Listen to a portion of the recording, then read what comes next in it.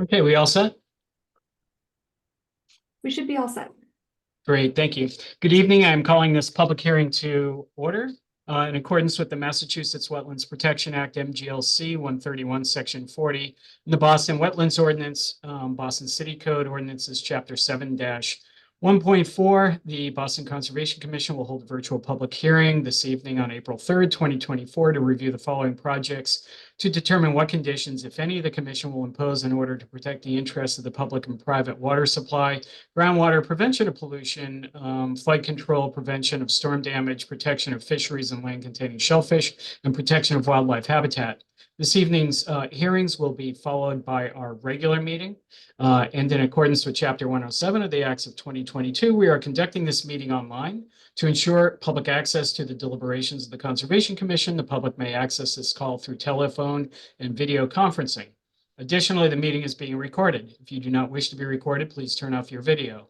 Members of the public may have an opportunity to ask questions and provide public comment on applications and discussions. To do so, please raise your hand or type in the chat in the application via the Zoom meeting platform. If you're calling in and cannot use the platform, you can raise your hand by pressing *9 and *6 to unmute yourself. Or send your questions to staff via email at cc@boston.gov. For the record, I am Michael Parker, Chair of the Commission. Could staff please identify themselves? Elena Itamari with the Environment Department. Didi Hernandez with the Environment Department. Great, thank you. Call the roll of commissioners who are present. Commissioner Sullivan. John Sullivan. Commissioner Long. Nick Long. Commissioner Wilson. Mike Wilson. Commissioner Kine. Kanan Thiruvengadam. Thank you. Commissioner Richmond. I know that Commissioner Richmond Yes, is. I'm sorry, Commissioner Okay. Richmond needed to unmute herself. Alice Richmond. Okay, Commissioner Herbst. Ann Herbst. Great, thank you. Okay, the first item on the agenda this evening is notice of intent for DEP file numbers 2024-008 from Epsilon Associates, Inc. on behalf of the City of Boston Environment Department for proposed restoration activities within the Mattahunt Woods property located in multiple parcels off Itasca Street and Canaan Street in Mattapan. Resource areas are isolated vegetated wetlands and 100-foot buffer to the isolated vegetated wetlands. Commissioner Long. Yeah, Chair Parker, I'll have to recuse myself from this one since it's an Urban Wilds project. Okay, thank you. Okay, who's here on behalf of the proponent? Hi there, this is Catherine McCandless. I'm here on behalf of the City of Boston Environment Department. I'm Anna. Can you hear me okay? We can. Okay, thank you. I'm having some tech problems. And also with Anna Curtis Heald from Crowley Cottrell Landscape Architecture. Great. Okay, who is going to take the floor? That would be me. Okay. Thank you so much. Oh, I think my camera is now working. So great. Hopefully you can see and hear me now. All right. Thank you so much. My name is Catherine McCandless. I'm with the City of Boston Environment Department, and I'm here on behalf of the department as the project manager for this effort. So I'm excited to be here tonight to talk to you about the Mattahunt Woods Urban Wild Restoration Project. Next slide. So this project has been being led through a partnership between the City of Boston's Environment Department as well as the City of Boston's Parks and Recreation Department, specifically the Urban Wilds program, with amazing support from our landscape architecture team, Crowley Cottrell, and Epsilon Associates, who's helped us with a lot of the permitting work and delineation work and more. Next slide, please. So in case you aren't familiar, but I think most folks here are, so Mattahunt Woods Urban Wild is located in the neighborhood of Mattapan and is shown in the red outline on the screen here.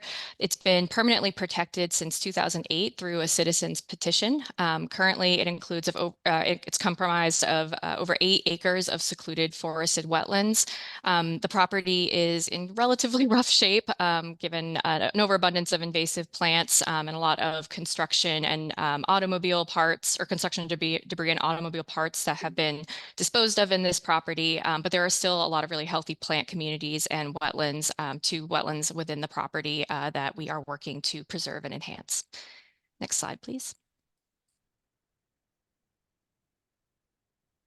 So we came into this project with with several goals, and these goals include removing these invasive plants that have really taken over the property and increased native vegetation throughout, to preserve and enhance the 2 on-site wetlands, to create a trail system through the property similar to other urban wilds properties around the city. We've been working to improve site access in terms of entrances and as well as wayfinding and signage so that folks know how to move through the property and can also potentially learn something as they move through the property.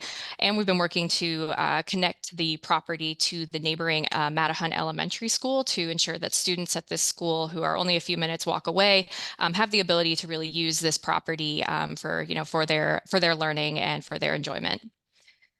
Next slide.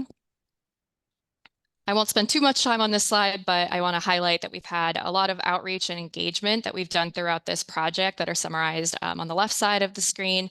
And to the right of the screen, we've summarized the feedback that we've heard and that we've been working really hard to integrate into the design of this project. So that's really including, a lot of emphasis from folks in the community wanting to remove those invasive plants and increase the native vegetation to support ecosystem health, to build a new trail network through the property consisting of pathways and boardwalks that are accessible by the Forest Service accessibility standards, to create new entrances to better connect the property through the community, as well as to improve existing entrances with things like site furnishings, like benches and bike racks and signage. And on the note of signage, of course, increasing wayfinding and educational signage that is accessible, multilingual, and highlights key site features. Next slide. This project, in addition to the partners that I mentioned at the very beginning, has really been a collaborative effort with a lot of different departments in the city of Boston. I'll note a few on the screen, but with the Planning and Development Agency, we've been really working to make sure that this project seams into the broader Plan Mattapan neighborhood community-wide plan. We've also been working with the Water and Sewer Commission, who owns a drain line that runs underneath the property, the Housing Office, which I'll talk about on the next slide, the Schools Department, to really make sure that that connection between the elementary school and the urban wild is strong and created. We've also worked with the Age Strong Commission and the Disabilities Commission to talk about, the site accessibility in terms of materials and grading and width of the trails, as well as for how we're going to design the signs for the property. And last, we've been working with the Office of Green Infrastructure to focus on stormwater management, but also work with them on the construction of the project. Next slide. So you may remember that I came back to the Conservation Commission sometime last year because we were able to increase the footprint of Mattahunt Woods by working with the Mayor's Office of Housing, who owned a number of parcels within and around the property that they were not planning to be able to develop. So we have transferred and acquired those parcels into the boundary of Mattahunt Woods and have increased the footprint of the property, which has been integrated into our overall design and proposal for vegetation management within the property. Next slide. I also want to highlight something that we're really excited about with this project, which is a partnership with the Boston Power Corps program, which is the city's Green Jobs Workforce Development Program. So through this project, participants in the Boston Power Corps Green Jobs Training Program will be partners on the project's construction with oversight from the Office of Green Infrastructure and Parterre Ecological Land Management, who will lead the project's construction. And so through this project, Power Corps participants will work alongside Parterre to learn about ecological restoration, tree care, invasive species removal, planting and maintenance of those plants, trail construction, and more. And what's especially exciting about this is that a lot of the members within the Power Corps program happen to be residents of Mattapan. So we've really been excited about this to really have it be a more community-driven project. And next slide. My last slide before I pass it on to the design team is I also want to highlight one other exciting element of this project, which is that we intend to work with the Boston Nature Center, which is based in Mattapan, and other project partners such as Age Strong and the Disabilities Commission to design engaging and accessible educational signage, in addition to wayfinding signage that will be added throughout the Mattahunt Woods property to teach visitors about the value of wetlands and urban wilds more broadly. So we're very excited to be able to work with them in partnership and design signs that will be engaging for a lot of different folks that live in the neighborhood. And with that, I will pass it over to Anna to walk us through the actual work and the wetland resource areas. Thank you. Hi, I'm Anna Curtis Heald with Crowley Cottrell Landscape Architecture. Been working on this design with Kat and the Environment and Department and the Urban Wilds team. Next slide, please. So the existing conditions at Mattahunt Woods, in green, we are seeing the delineation of the property, the Conservation Commission owned property, as well as the paper streets in the vicinity that we are including within our limit of work. Currently, there is no path network other than a cut-through path from Canaan Street towards the residential side of, or the other side of Canaan Street, and then similarly, sort of a informal cut-through path to Colorado Street. In terms of resources on the site, there are 3 isolated vegetated wetlands, primarily Series A, which is the large wetland in the middle of the site, and Series C, which is a smaller wetland off of Alabama Street. As you can see in the top, Series B is partially within the property. Next slide, please. So our proposed conditions is adding a trail network, which would include formalizing those existing cut-throughs and adding a loop trail, providing new entrances. Really, there is no formal entrance to the site now, really wanting to show people that this is a place they can go safely. So adding 4 entrances as rendered on the right side of the screen. Itasca Street, which would be more connected to Cummings Highway and public transportation, the Colorado and Canaan entrances, and then importantly, as Kat mentions, connecting over towards the Mattahunt Elementary School. So the work within the, actually, next slide, please. Anna, before you leave that slide, Mhm. within the Series A, IVW, Yeah.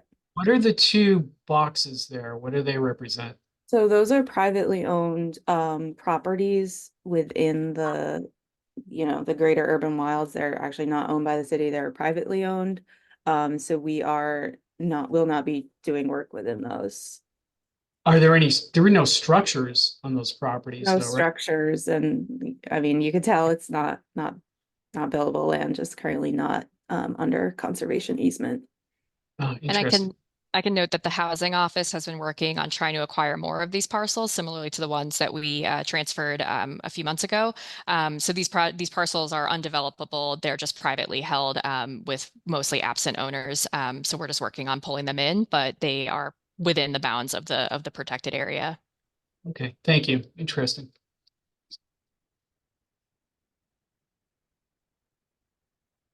So I'll talk about the proposed work within the resource areas. So primarily within the 100-foot buffer of the IVWs.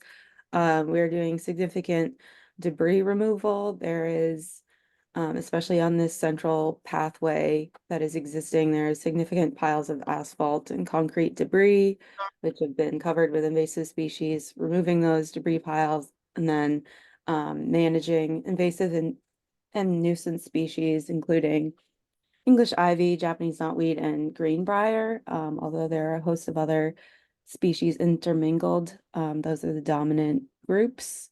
Next slide, please.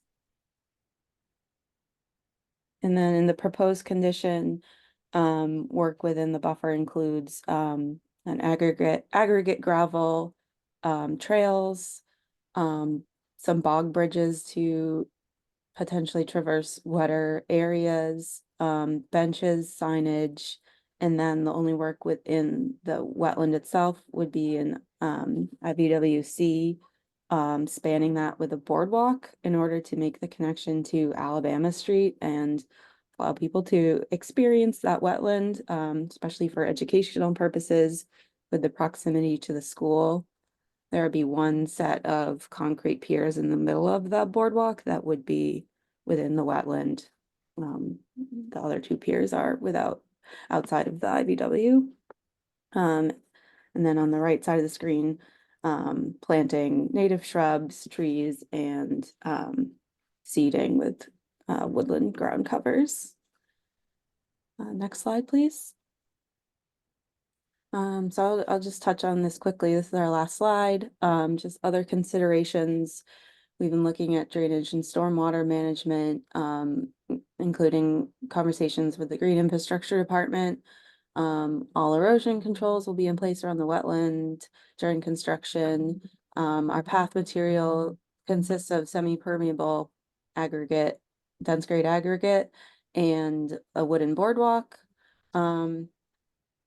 This is outside of the resource, but we are utilizing permeable pavers and bioswales to capture stormwater runoff from Canaan and Colorado Street and make it more manageable within the Urban Wilds property.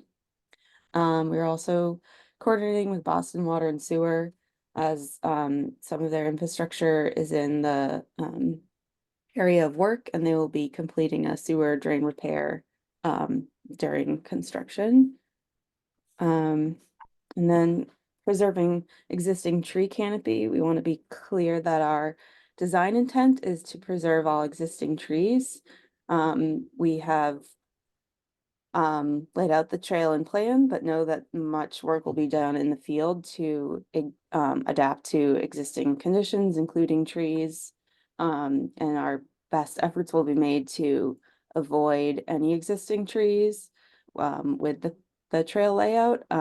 However, if the team encounters a hazardous tree during construction or cannot find an alternate route for the trail, the team will review removal of that tree with the Conservation Commission staff and folks who will be responsible for flagging those trees would be people from myself and my design team, the Urban Wilds program, Boston Urban Forestry Division, and Parterre Ecological, who is going to be the contractor for this job.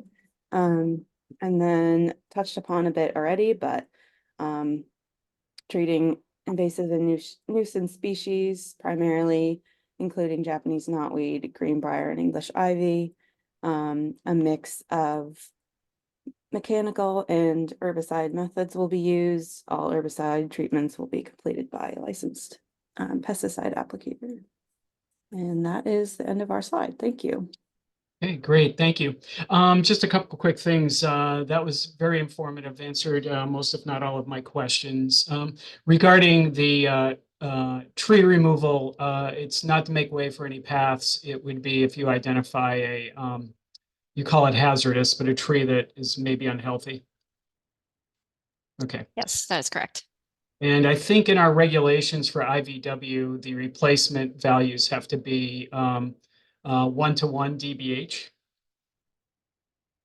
So we'll be putting that in the order of conditions. I don't see it yet, but I think that Eleanor will put it in there for you.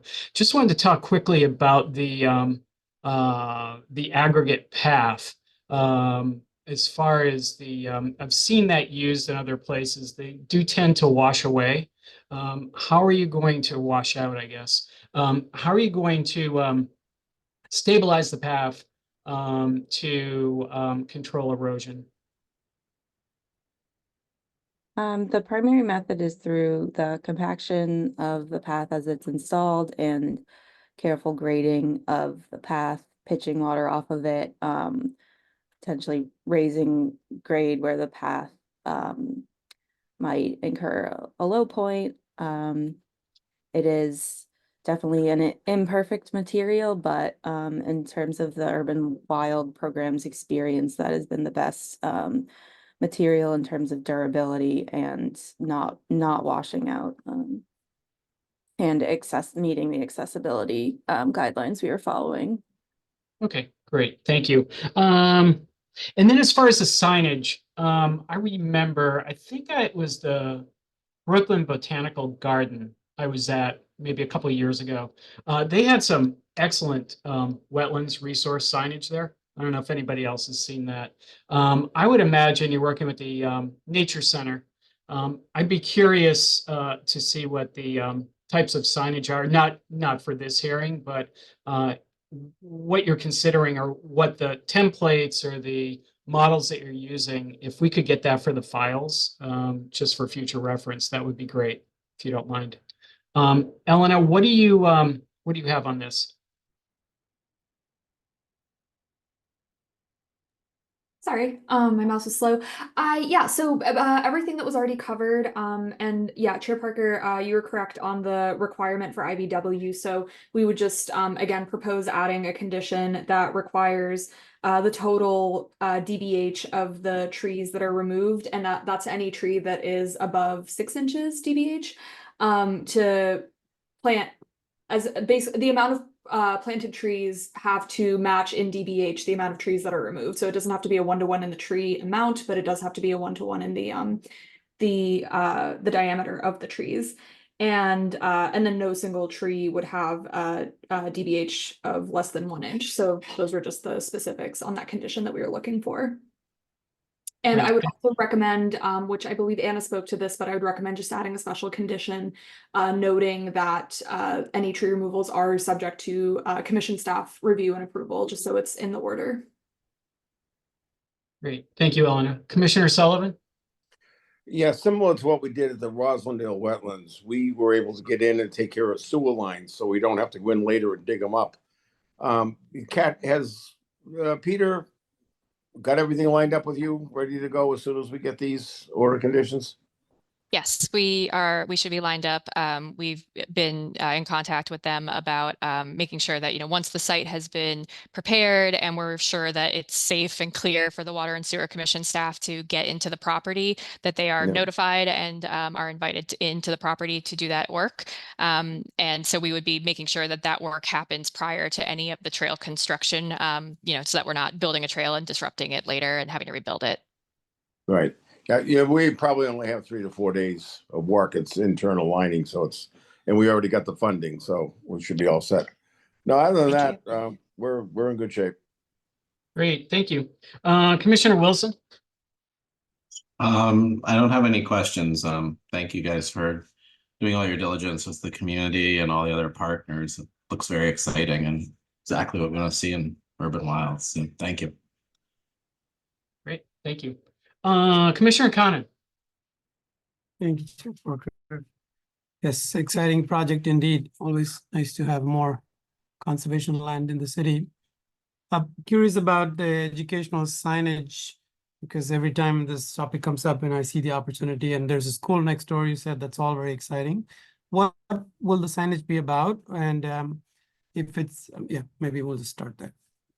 Yeah, that's a great question. We don't know yet for sure, but we have some ideas and suggestions from folks that we've engaged with the community, as well as from having conversations with the Boston Nature Center. So we're thinking of highlighting things like what is a wetland, what is, an urban wild within the city of Boston, how does it help mitigate the impacts of climate change, what kinds of wildlife have we seen in Mattahunt Woods, things like that. So it's not yet decided. We're going to do kind of a workshop with the Nature Center and potentially interested residents and some of these partner agencies in the city to make sure that the language that we're using is accessible, that it's multilingual, that we're using materials on the signs that are good for folks of different visual capabilities, things like that. So really try to make sure that we're hitting all of our bases there, but we're also very open to suggestions for content that you might want to see. So we're happy to include you in that signage development. Right. Appreciate that. Kat, I appreciate the inclusivity that you're outlining there. I think there are many models that have been developed as the chair was talking about earlier. So some of them are very engaging. So I would love to be included in the conversation so I can share some of what I've seen. Power core involvement is exciting too. Is that only for construction or beyond as well? It is for both. So our goal with this project in trying to pull in PowerCore is to create what we're calling a legacy project. So something that PowerCore will be engaged with during the construction period, but that they will also have responsibilities alongside with Parterre Ecological to come back to the site once construction is finished to make sure that they're tending to the plantings, checking on them, watering the plants, things like that, and removing invasive species that may not have been completely removed in a first pass. So their involvement is intended to extend beyond the project, and the team that runs PowerCore are really interested in that opportunity. And so we found that this was a really good project to bring them into to create that legacy project. Great, great. Yeah, that gives them even another dimension of experience for going on to get great jobs, right?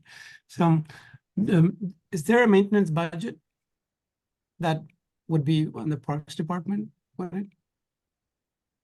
That's a great question. I don't know that off the top of my head, but I believe the Urban Wilds team has a maintenance budget, but I might be wrong on that.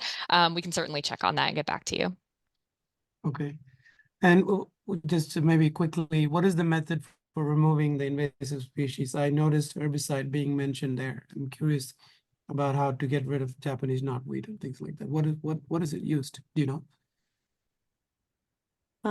I probably won't represent this entirely accurately, but we did work with Parterre Ecological on the Rosendale Urban Wild projects, and they had a very successful Japanese knotweed treatment there. So it is part manual and part herbicide, both cutting and applying herbicide to the leaves multiple times this season, allowing it to grow back and sort of really use all its energy, pull the herbicide into its roots, and then cut it again.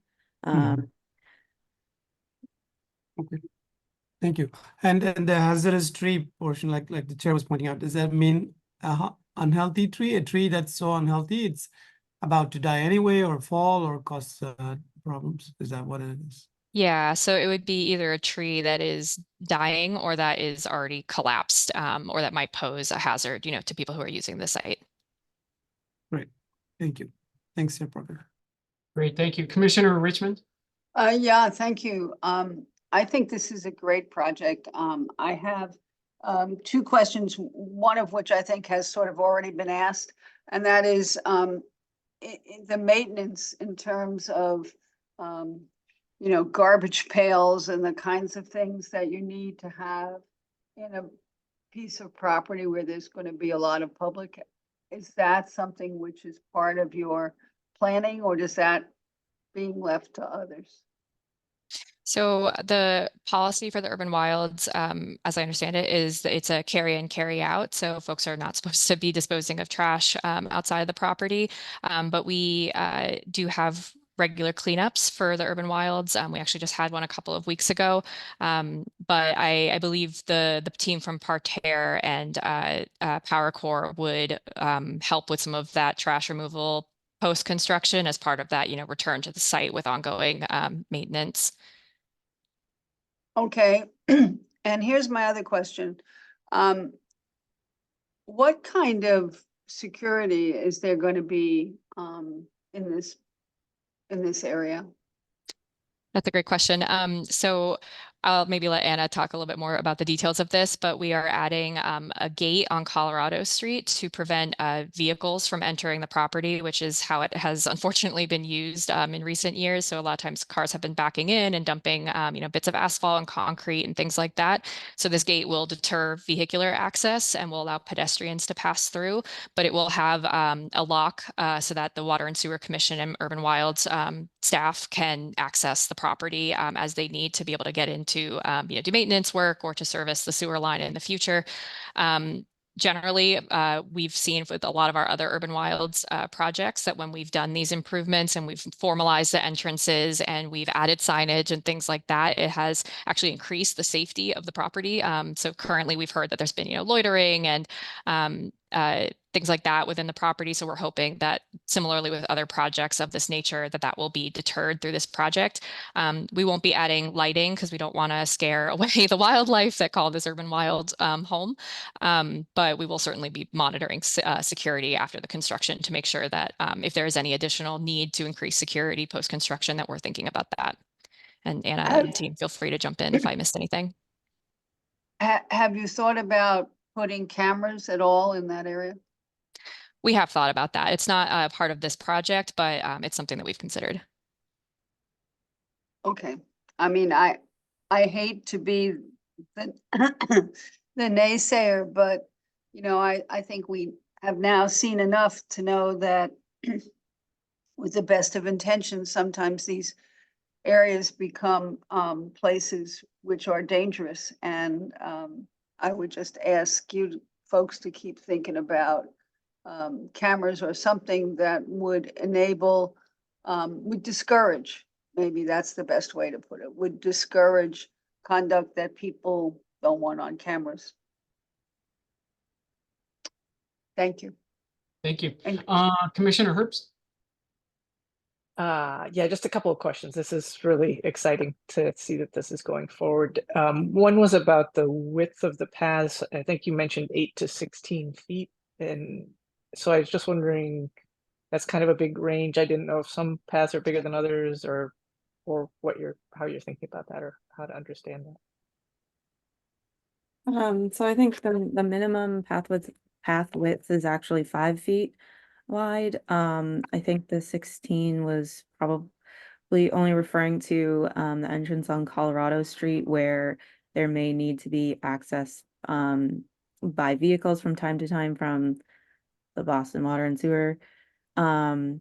So in general, it's 5 feet as sort of the minimum, smaller meandering paths.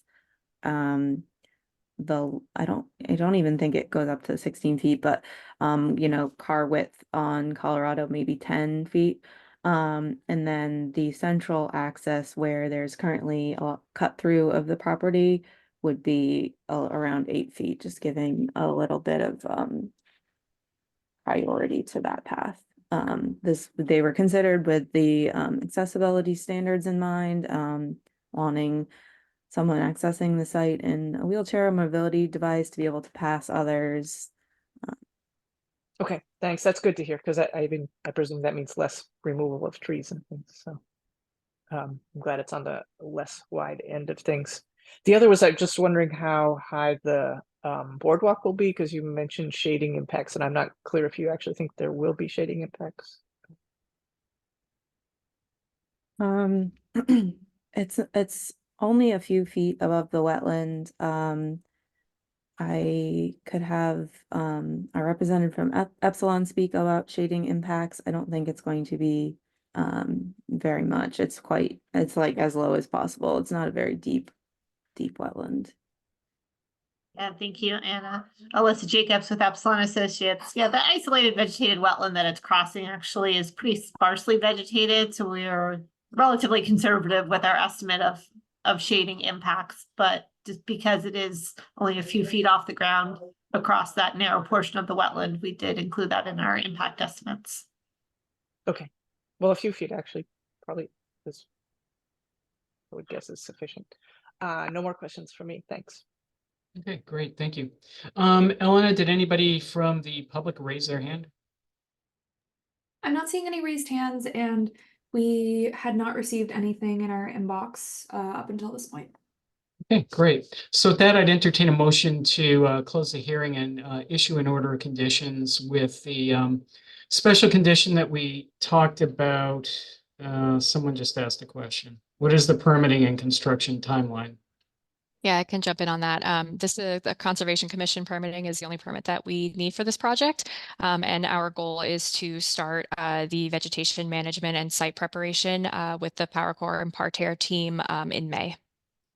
Okay, great. Thank you. Oh, and sorry, and the project will take about a year to complete. Fantastic. Thank you.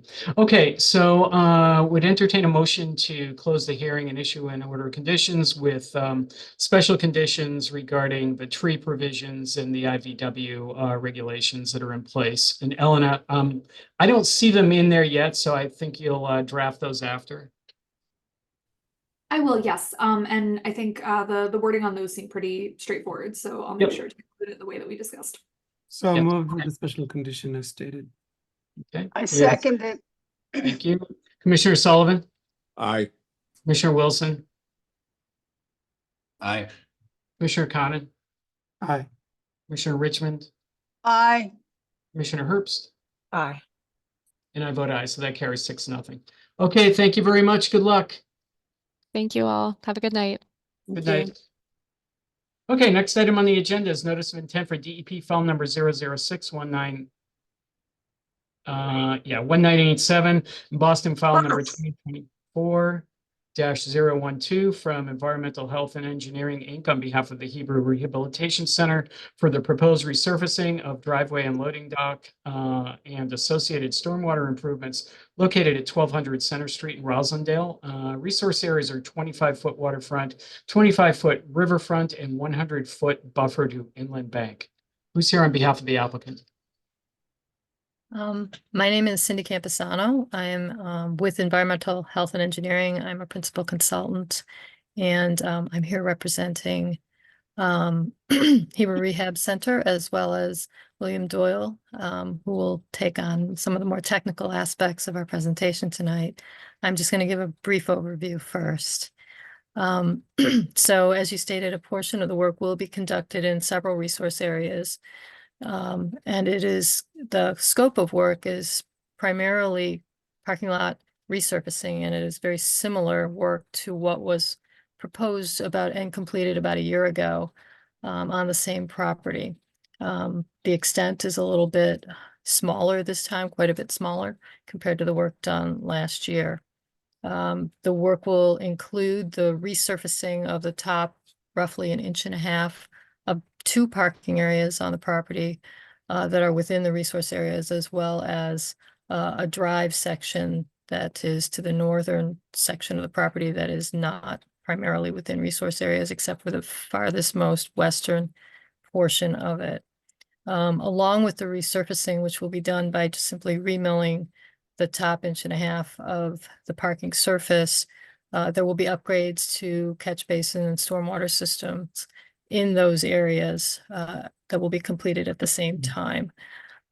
This work does not expand any parking areas, nor does Hebrew Rehab Center anticipate the need for expansion of parking areas. We found out earlier today that typically they don't exceed about 75% of capacity on property for those parking areas. And so no grades will be changed through the course of the work, because we're simply replacing in kind at these 2 lots, one located on the east end and the west end of the building. The prior NOI addressed some additional landscaping and improvements with plantings in the neighborhood of, or in the general area of the work that will be completed on the west end of the building. So that was taken care of a year ago. And then at the east end of the building, the other parking lot abuts the brook in an area that's kind of in wild condition. And so there's no anticipated disturbance or plantings for this particular project. And so I will pass this off to Bill at this point in time, and he can describe in more detail some of the technical aspects. Hello, all. Can you see me, hear me? Both. Very good. Bill Doyle from C1.0 Engineering. Here we did the similar, and we kind of took the ideas we used and kind of vetted through the process of the last notice of intent to the west side of the project, and implemented them again here. Again, this particular project does not impact any of the actual riprap slope, as did the other project. We're actually outboard of the, it's obviously it has become quite a man-made channel through this area. So the kind of the 3 areas that we're looking at, if you can see the graphic in front of you on the screen, there's on the east side and the west side, there's existing parking areas and loading areas. The loading area on the west side, some parking there, but mostly just loading and circulation space. On the east side, basically just an existing parking lot that, again, Cindy said, just be mill and overlay. Both of those parking lots mill and overlay. The snaky line that you see on the top of the page is the roadway that we will be, basically resurfacing that as well. It does actually clip the 200-foot riverfront area, but as we know in Boston here, we're basically from the 100-foot, the 25, and the 25-foot riverfront and 25-foot. Well, I forget the other term that you guys have there for the outer 25-foot. But we basically, the roadway doesn't clip doesn't get in within the 100. For those two areas, again, milling and overlaying, there are two catch basins that basically pick up the stormwater flow from those areas. We intend on, basically rebuilding, reconstructing those with storm scepter units. Previously, in the previous notice of intent, we had similar storm treatment units that were smaller, less of a profile, because they were basically in the flood zone and we're up against groundwater issues. In these two parking lots, we're able to put full-size storm scepters. I don't know if you guys are familiar with them. I think there may be a detail on one of the other sheets, but full-size storm scepters that have larger volume and a greater filtration capacity. Again, we don't intend to go beyond the limits of the existing paved areas. There's a detail of the storm scepter on the bottom left-hand side. Pretty standard units. We use them all the time. Pretty effective, and they do provide a lot more volume and cleaning capacity than, or TSS removal capacity than we had in previous designs in the other design. But that's pretty much the project. Again, it's milling and overlaying those existing parking areas. We proposing erosion controls around the downhill sides, make sure we capture anything that happens that may get away from us, and really no disturbance to the channel, the riprap stream, if you will. We're not taking any vegetation out, not affecting any existing vegetation, either in the resource areas or outside of the resource areas. Really just a milling and overlay. Okay, anything else? That's it? Yeah, that's it from us. Okay. So generally what we'd be looking for is improvement to stormwater system at this property. You talked about the storm scepters. Do you have any values? I didn't see it in the NOI, and forgive me if I missed it. Any values as to the TSS removal that you'll be able to accomplish, and how that would compare with TSS removal as it currently stands? Well, there is none. There is no TSS removal as it currently stands. So I mean, it just basically flows through, and to the extent that the catch basins function 100%. They're anything we do there, even if it's just a standard catch basin, would be an improvement. We look at the step testing that was done on the storm scepter. It's one of the better ones, the one that's got a lot of the most usage and the most testing.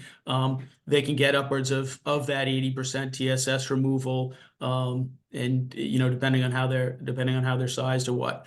We propose to use the 450s. Basically, we'll replace that catch basin as they are, basically 4-foot diameter catch basin with the sump. And the catchment areas that are going to these basically, there's two catch basins, one on either side, that we'll be replacing. They're actually small areas. I don't have they're like 6,000 and 8,000 square feet or so. So they're not huge areas. So we anticipate getting at least that 80% TSS removal. Okay. Have you had a chance to see the comment letter from the Urban Wild program? Yes, from Urban Wild. That was the one with the City of Boston Parks and Recreation letterhead. Correct. Yes, I did look through those. And Cindy, I don't know if John is on board. There's a couple of questions there that are about the operation and maintenance of the facility that I can try to answer some of that stuff. But I can also answer the technical stuff about the rate of runoff and volume. We're not increasing the volume of runoff from the property, nor are we increasing the rate of runoff from the property, because we're basically replacing the pavement in kind. Regarding the idea of providing infiltration or providing some type of retention. We're not proposing anything in that regard to mitigate the volume or the peak rate of runoff, because we're not changing it. One of the things we found, and I don't know if your commission has dealt with this or addressed much of this at all, is the idea of retaining stormwater that's right against going into the stream. We've looked at this on to some degree on this project, but on a lot of other projects. When you retain stormwater and either infiltrate it right at the bank, right behind the bank, what you end up doing is basically holding back that stormwater, and then eventually, as it percolates through the ground or overland through an overflow, releasing it at a time when the stream is actually cresting and it actually peaks. So what we found in doing this with, retaining stormwater right up against and right behind the bank is that we exacerbate the problem of peaking the storm, peaking the flow by holding the water back and releasing it at the same time the peak is coming down. In other words, the crest, the river is cresting, and then the water that we're retaining is then infiltrating into the stream, causing the peak actually to be worse in some situations. To think of it in the kind of the other way around, or think of it backwards, when we have stormwater that's right up against the stream and it's discharging to the stream, letting it get to the stream first and get down and out before the peak of the whole watershed comes down is actually beneficial. It's kind of a bit of a lengthy explanation, but the idea of doing retention and or stormwater or infiltration right behind the bank or in the soils of the bank actually would take away capacity in that bank to absorb water as the peak or the crest of the watershed comes down. We did not look at doing any infiltration here, not necessarily for that reason, mainly because we wouldn't be increasing the peak to begin with. But as I read through the comments and the idea of doing that, that's what we think about that as kind of one of the reasons to be cautious about doing that, is basically taking that capacity and taking that peak and amplifying it when the crest of the river comes down. I don't know if that makes any sense. Yeah, it does. No, that's a good explanation. And Commissioner Sullivan will have something to say about that as well. Yeah. I just want to go through this letter quickly here. The other thing is concern about overuse of salt and de-icing materials. Did you include a snow management? I don't think you did. Plan. We didn't include it in this. In this filing, and we probably should have, because we did go in depth with it on the earlier filing, and this is where I was mentioning. I don't know, Cindy, if John is on board on the meeting right now. He's from the Hebrew Rehab, our client. But one of the things we did in the first one was basically change the operation and maintenance, or work on the operation, or create operation and maintenance for the facility. And we talked about the different types of de-icing that would be approved, and we worked with the commission on that filing to basically create that new operation and maintenance for the whole facility. So that does exist, and we just didn't include it here. I don't know if Cindy or John can speak to that. I can say that, we did go through that process, as Bill mentioned, and with regard to that, we went through the necessary approvals. In addition, there's a question about snow storage, and all the snow storage locations were shown in those same documents. They are away from the stream. There's no allowance for, and there's signage to prevent depositing any snow into the stream itself. And any snow storage areas, if they're required on site, are, kind of up and away from the stream itself. And we have drawings for that were provided previously. Those plans are, have been implemented for the long term, not just for the prior work. So we can provide additional copies of those if you would like to see those again. Yeah, we'd like to see those in the file. So just to be clear, the placement of the snow is in the previous filing. Not in this filing, right? Correct. Okay. Yeah, as one okay. of the conditions for the previous filing, so this was after we filed and after we went through the process, was to show a management plan for the entire property. Yep, And that, okay. so that was a condition that's submitted and everything, so we can resurrect that and make it part of this. But it's in Okay. the file someplace. Okay, last question, before I turn it over. As far as maintenance of the, storm scepter systems. Uh, How I'm sorry, are they expected annually, or they, how are Oh, they? yeah, maintained? so in the operation and maintenance plan, it does talk, I think it's twice a year, spring and fall. The dates are actually, the months are actually in there, and then any storm over 2.5 inches, I think we said. And it's basically the same operation and maintenance that we schedule, that we talked about for the other filing. Basically to keep it all the same. And again, like the snow storage and that, and the salting, situation and ongoing maintenance, it's part of the full operation and maintenance for the whole facility. And they do have, and Cindy, I think maybe you can talk to this a little bit. They do have an outside contractor that does that work. I can see John responding in the text, and he's given the name in the text. Truax, I think. Truax, yep. Got it. So And they're that, contracted to manage those systems. and Bill, that's in your, stormwater management, document here. Yeah, for the the storm scepters and the parking lots, yes, that's in the filing in our operation and Oh, maintenance okay. plan for this.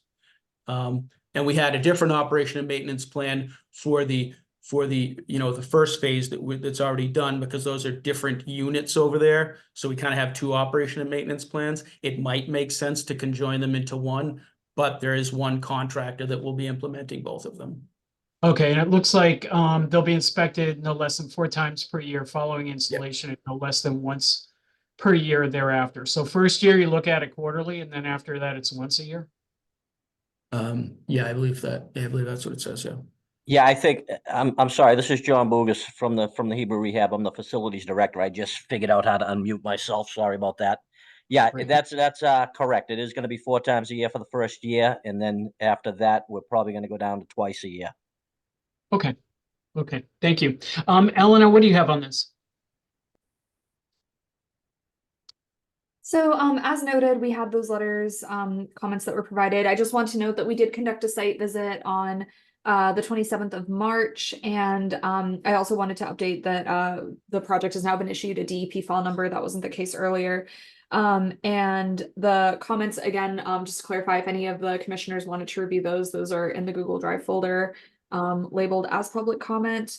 The only other note that we had was that we would just recommend discussing the timeline of erosion and sediment control removal, because there's also another project that was permitted, as mentioned, under DEP file number 0061932.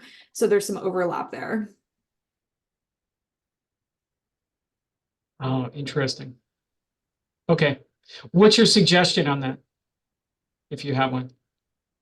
We don't necessarily have a suggestion. I think we just wanted to make sure that everything was clear on at what point in the permitting process for that other, so for the work being done under the earlier permit, just to make sure that everybody's clear on when the erosion and sediment control should be removed for that project, and then what should be done for the upcoming project.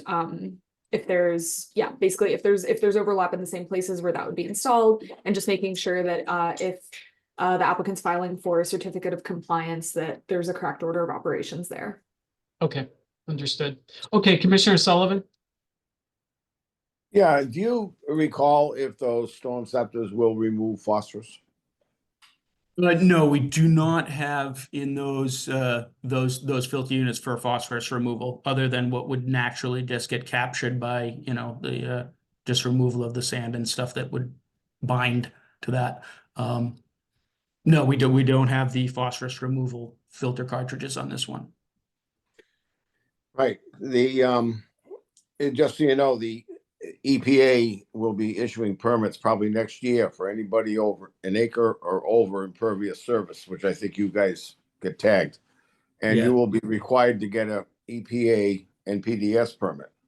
And you will be required under that permit to meet all the requirements, and phosphorus removal will be one of them. So you may be digging up your parking lots again, putting in infiltration systems alongside the bank of your creek. Yeah. And well, you know, I heard your explanation. I don't disagree with in the Charles River, that might be the case, but this is a brook that subsides pretty quickly after a storm, the amount of water, and then it takes a drainage area. So just giving you the heads up, you're about to get a federal permit, and you're gonna meet it, and the phosphorus removal will be mandated.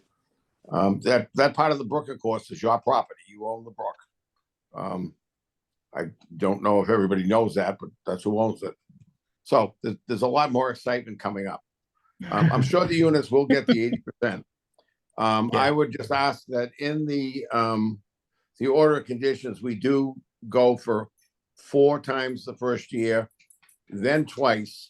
And if they want to reduce it further, they have to come back to the commission, or at least through the conservation agent, to reduce it any less than that. To just mandate that. Yeah, I think that's reasonable. If it did say once a year, it should say twice a year. I think that makes sense.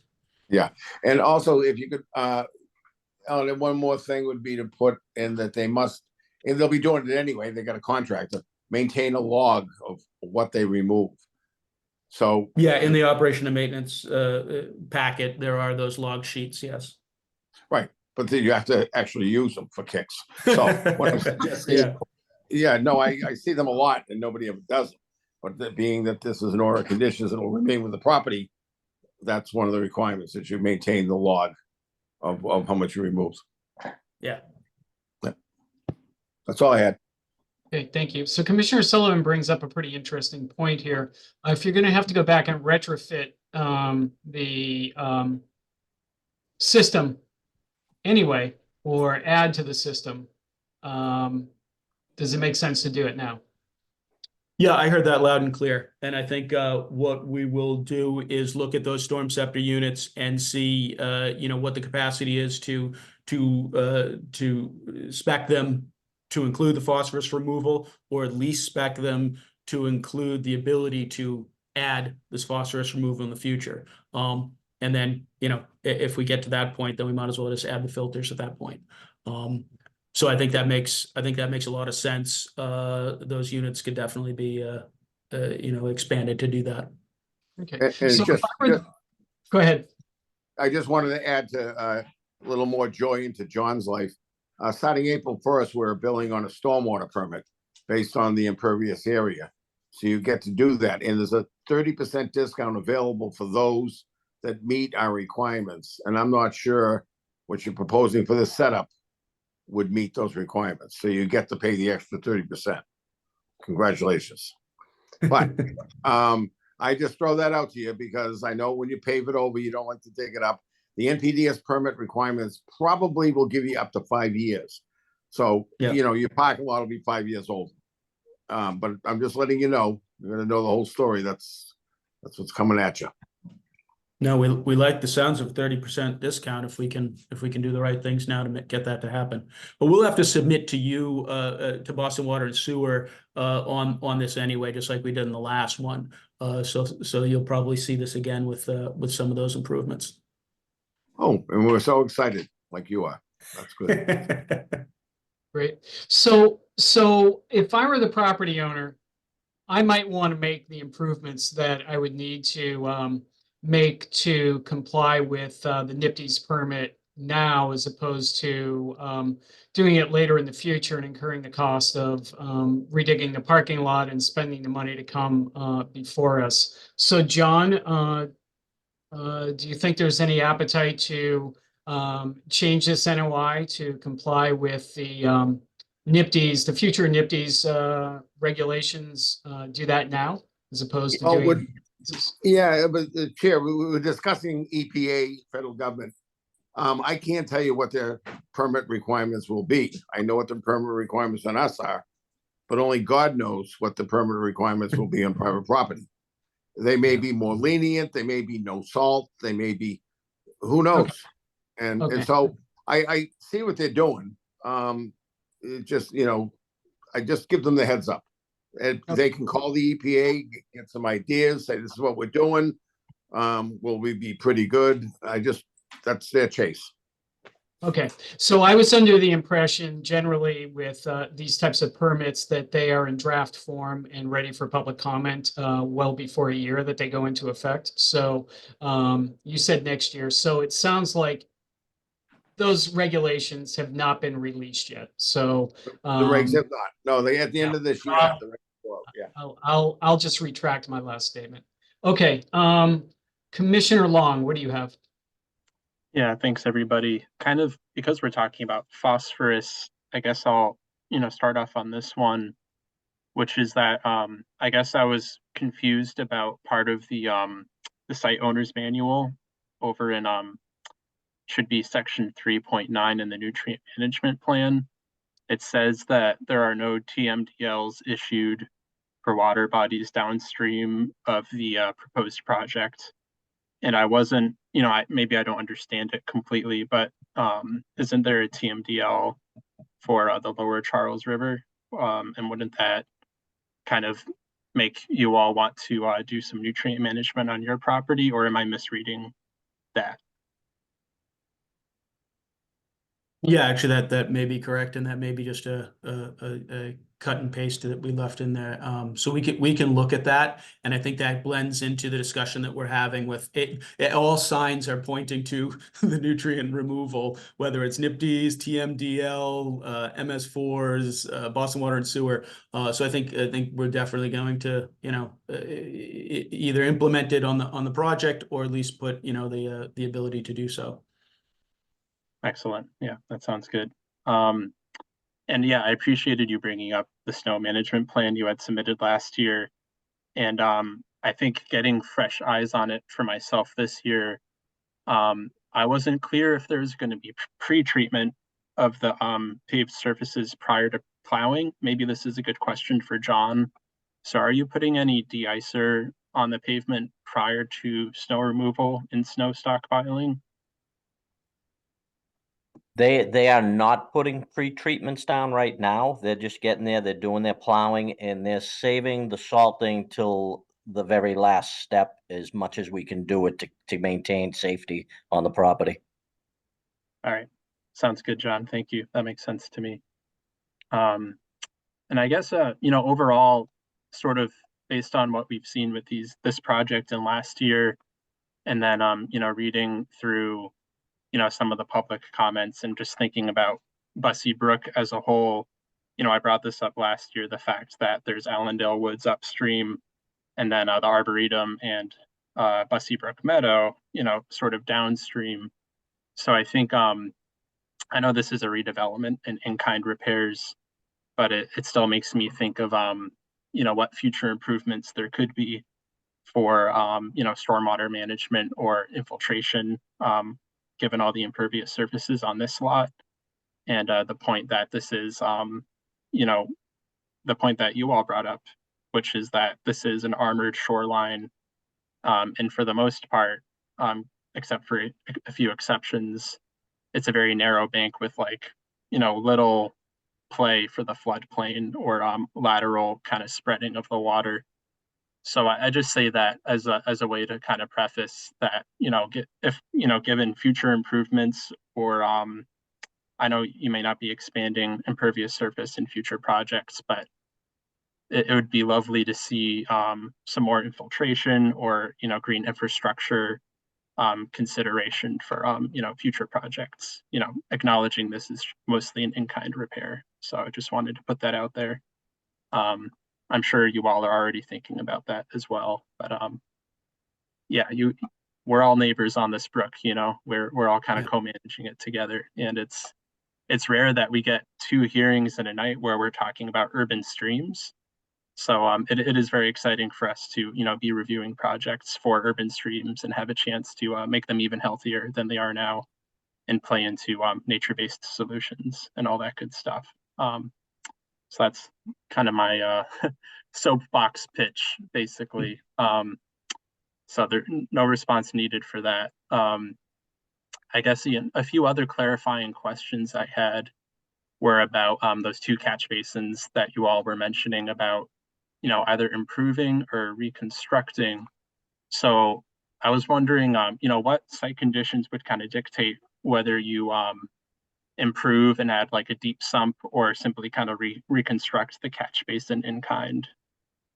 Oh, no, we're going to open them up and put in if the structure is in good shape and we can put in the storm scepter insert within it, then that's what we'll do. If it's not, we'll replace the whole thing and put the storm scepter in a new structure. Those will Okay. get those two will get new. It's not like we're going to make a site decision and say, it really doesn't need it. They're both getting it.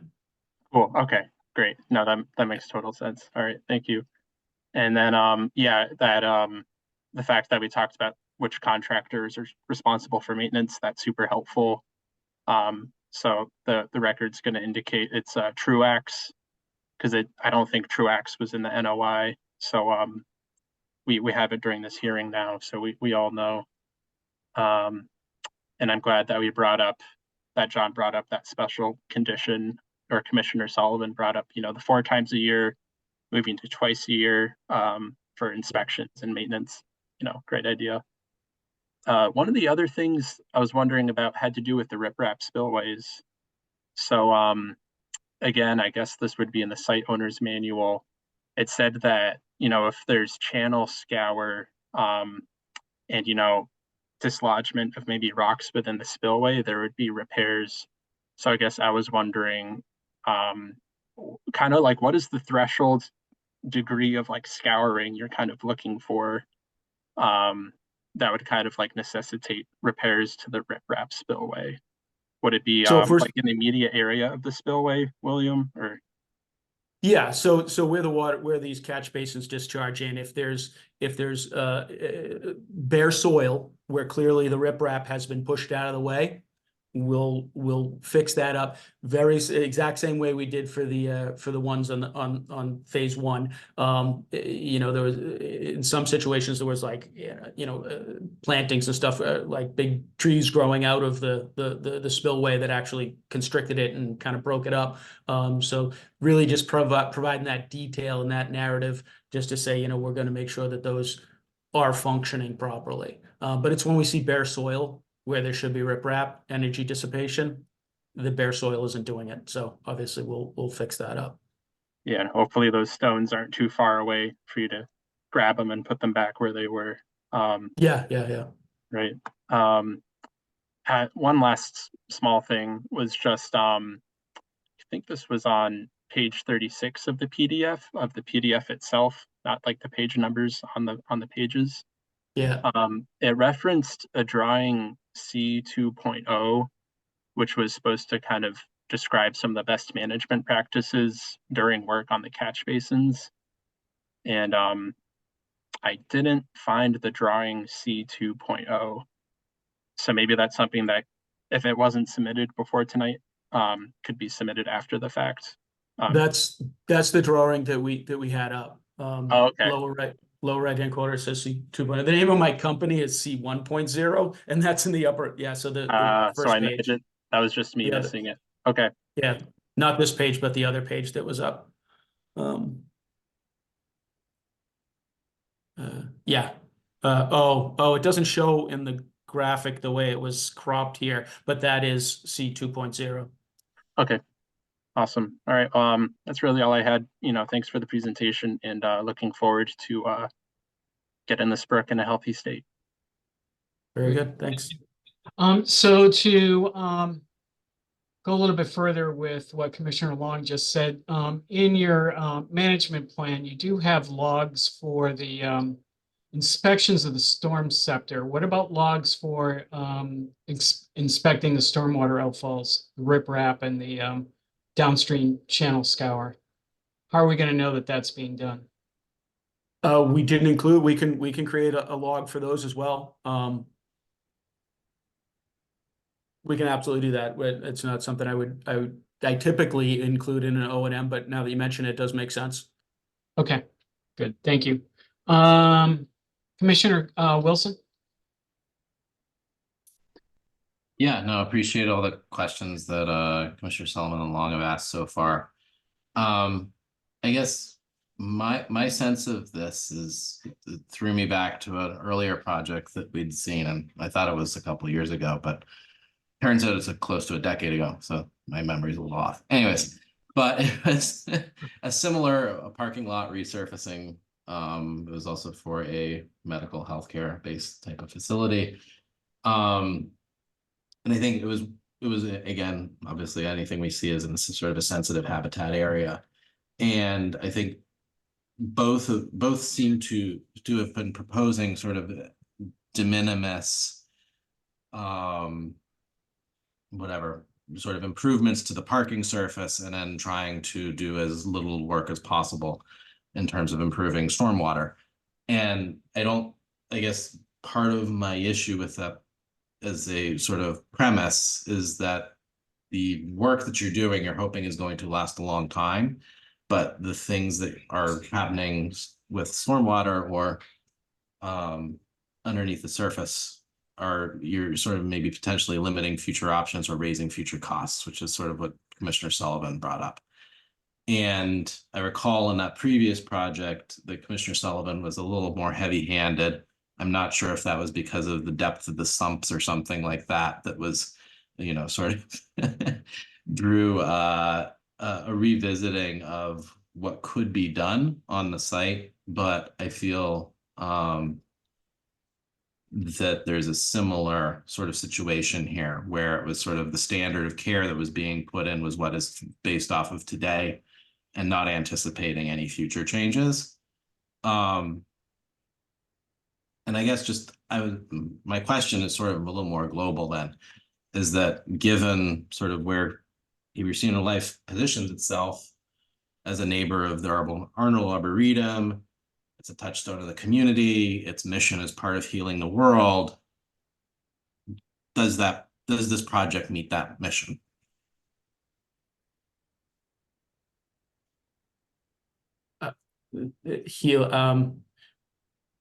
Healing the world, or it is an improvement, I would say. It's an improvement to what is there. Is it an inch? Is it a mile? Is the metrics we're measuring by light years? It is an improvement to the existing condition. I guess that's how I would answer that. Yeah. I would also add that the prior project a year ago included some plantings proximal to that loading dock area. And so certain things to improve conditions proximal to where we're working this year, proposing to work this year, were to a certain extent addressed last year as well. I guess, yeah, the project last year, the way it was characterized was that it was stabilizing something that had been degrading. So I don't know if status quo is necessarily an improvement. I guess I really appreciated the direction of where Commissioner Sullivan was going in terms of trying to think about the future and thinking about future pollutants and the impact that this might have beyond just the immediate needs. And I don't know what the extent of our ability to ask of you. So, I think part of it would be is that you do seem to have a capital improvement plan or, series of phased projects. I don't know if it's necessarily structured. But I guess my ask would be is that if we might be able to continue, and in this, span of 2 weeks, a month, whatever makes sense in terms of your capabilities and the timeline of the project, to sort of get a better sense of, what site improvements are possible and how is it compatible or enhance your ability to sort of go down a path of greater nature-based solutions that like Commissioner Long was referencing. Chair Parker, you're the legal expert here, so. Yeah, I think that we were sort of on the line here as far as continuing anyway, Yeah. due to needing more information regarding the phosphorus removal. So what you're suggesting, I think, is a good idea, to be looking for other improvements. The other thing too, I would say, if I know that the team did not have that much time to sit with the comments from Paul Sutton. I'm not sure about the Arboretum. I don't know when or if you got their comments, but probably like you to think about that a little bit more and come up with some more in-depth answers to the concerns raised in those letters. If that makes, I think that's where you're going, Commissioner Wilson. Yeah, thank you. Sure. Yeah, hard to, Commissioner- because they haven't been introduced yet, so don't want to take other people's thunder from them in the comment letters, but yeah. Understood. Okay, great. Thank you. Commissioner Conan? Thank you, Chair Parker. Appreciate all the comments so far, and I also appreciate the spirit of the project here and the idea of nature-based solutions. In light of what Commissioner Sullivan brought up in terms of coming attractions and whatnot, the tenor of the conversation appears to be, if something is a requirement, then we'll have to do it, right? But I'm just wondering, why wouldn't we, like, as people who care about streams and wetlands and natural assets in general, not do the right thing anyway, right? It's one thing to respond to government requirements and do whatever it takes to just satisfy those requirements. Another thing to do what's right in spite of the requirement not being there yet. So that's something I would encourage the applicant to think about here. Given what you said, Chair Parker, about how this is heading, maybe I won't make many more comments.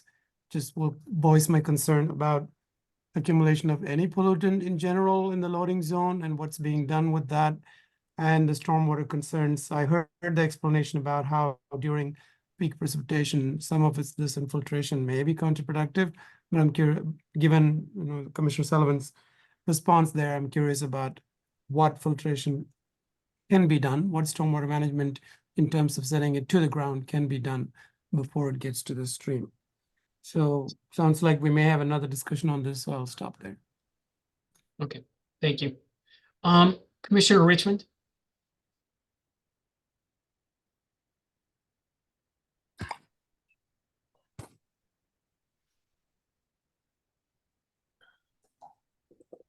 While she's unmuting, I'll go to Commissioner Herbst. Thank you. I wanted to follow up to make sure, I think you said that generally 75% of the parking lot is in use, is that right? Yes. It makes me think, this has come up a lot with shopping malls where a lot of their parking lot is used on, Black Friday and not much else. And I'm wondering, I'm also interested in that Commissioner Sullivan seemed to suggest that your comments about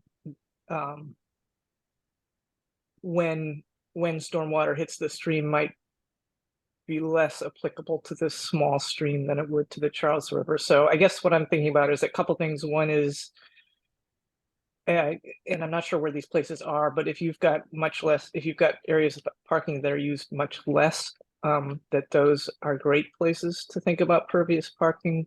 And I don't know where those places are relative to your proposal. And also this, to further look into this question of maybe it still could be appropriate to do pervious parking in these locations that are near the brook, given the size of the watershed. So that's it for me. Great, thank you. Okay, Elena, anything else? Anybody No, raise their hand? Can I just? Oh, yeah, add- right, I'm sorry. Sorry, ahead. that's all right. I was unable to unmute myself. I had two questions. One of them has already been, I think both of them have already been asked and answered. So I'm fine. Thank you. Okay, thank you. Elena, any raised hands? Yes, I'm seeing one raised hand, Rodney Eason. Okay. Hi, I'm Rodney Eason, Director of Horticulture and Landscape at the Arnold Arboretum. And I'm not sure if the letter from Danny Schisler was distributed to the entire Conservation Committee or not. There was reference made to it. Yeah, it was. Okay, great. So I just wanted to reiterate that anything that can be done upstream of Bussey Brook to either allow infiltration or dissipation of the peak storm, as we're seeing with these more frequent intensive storms. And then we had asked that the commission consider under Massachusetts DEP checklist for stormwater report standard 5 that the loading dock area be considered as a land use with higher potential pollutant load, and any additional considerations be made for that space. Thank you. Okay. Yeah, thank you, Rodney. Yeah, I was going to, I haven't seen that acronym in a long time. I was going to ask you what it stands for. That seems like that's a DEP determination. And so this is, we're going to be continuing this. So we'll dig in on that a little bit in the intervening weeks here. I'm not sure that's a determination that we can make or we have the expertise to make. Okay. Okay, if that's it, Elena, I would entertain a motion to continue the hearing. I think, Bill, you've heard a lot from us. This has been a good discussion. We talked about phosphorus removal. Probably a good idea to bring to reintroduce the snow management plan. A little bit more analysis on the pervious pavement and the infiltration issues that we talked about before. Certainly, yes. Yeah. Okay, good. Okay. Would someone like to make that motion? So moved. Thank Second. you. Great. Commissioner Sullivan? And I'd just like to make a comment, Bill, if you want to give me a call, there's a lot to be discussed as you try to figure this out, so. Absolutely. Yeah, I'll give you a call. Great. Thank you. Thanks. Commissioner Long? Aye. Commissioner Wilson? Aye. Commissioner Conan? Aye. Commissioner Richmond? Aye. Commissioner Herbst? Aye. And I vote aye. Okay, thank you. Great. Thank you all. Bye. Okay, next item on the agenda, notice of intent for DEP file number 0061984 in Boston, file number 2024-009 from Childs Engineering on behalf of Venezia Real Estate LLC for the proposed removal and replacement of a section of the existing building and pile supported foundation over the water located at 20 Erickson Street in Dorchester. Resource areas are several: land under ocean, coastal bank, coastal beach, 100-foot buffer to coastal bank, land subject to coastal storm flowage, 25-foot waterfront area, 25-foot riverfront area, 100-foot buffer to tidal flats, and it is within an area of critical environmental concern. Who's here on behalf of the applicant? This is Charlie Roberts from Childs Engineering. Good evening. Good evening. Thanks for having us tonight. I'm here with the owner, Carmine Bruno, general contractor, Joe Consalvo, and then Brian Post, also from Childs Engineering, that's going to be delivering the presentation tonight. Thank you. I'll turn you over to Brian.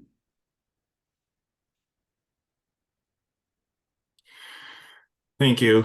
As Charlie mentioned, I'm Brian Post. I guess we can go to the next slide.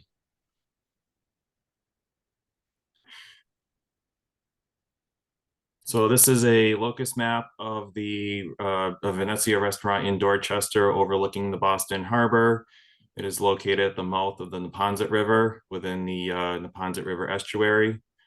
And that is the area of critical environmental concern. Next slide. This is a view of the entire restaurant looking from the east. And the intent of the project is to replace the section of the building over the water, which has reached the end of its useful life. The original structure was an old Navy pier and shipyard, and the restaurant building was constructed on top of it sometime later. The pier consists of timber piles, pile caps, and framing with a concrete slab, which forms the floor of the restaurant dining area. The piles and underdeck components have undergone multiple repairs over the years due to severe deterioration and section loss, but it's at a point now where it would be most cost effective to replace. The proposed building and pier to be reconstructed will match the footprint of the existing structure, essentially replacing it in kind. You can also see in this photo here on the right that there is a gangway to a marina. The section of pier extending outside of the building creates a walkway that provides access to this gangway, which will be restored as part of the project. Next slide. Here's an aerial view of the site showing the entire restaurant as well as the marina I just mentioned. The hatched area in red is the section of building over the water that will be replaced. Next slide. And this is the site plan from the permit drawing showing the resource areas. The shoreline below the pier is formed by an existing concrete seawall, which we considered as the coastal bank.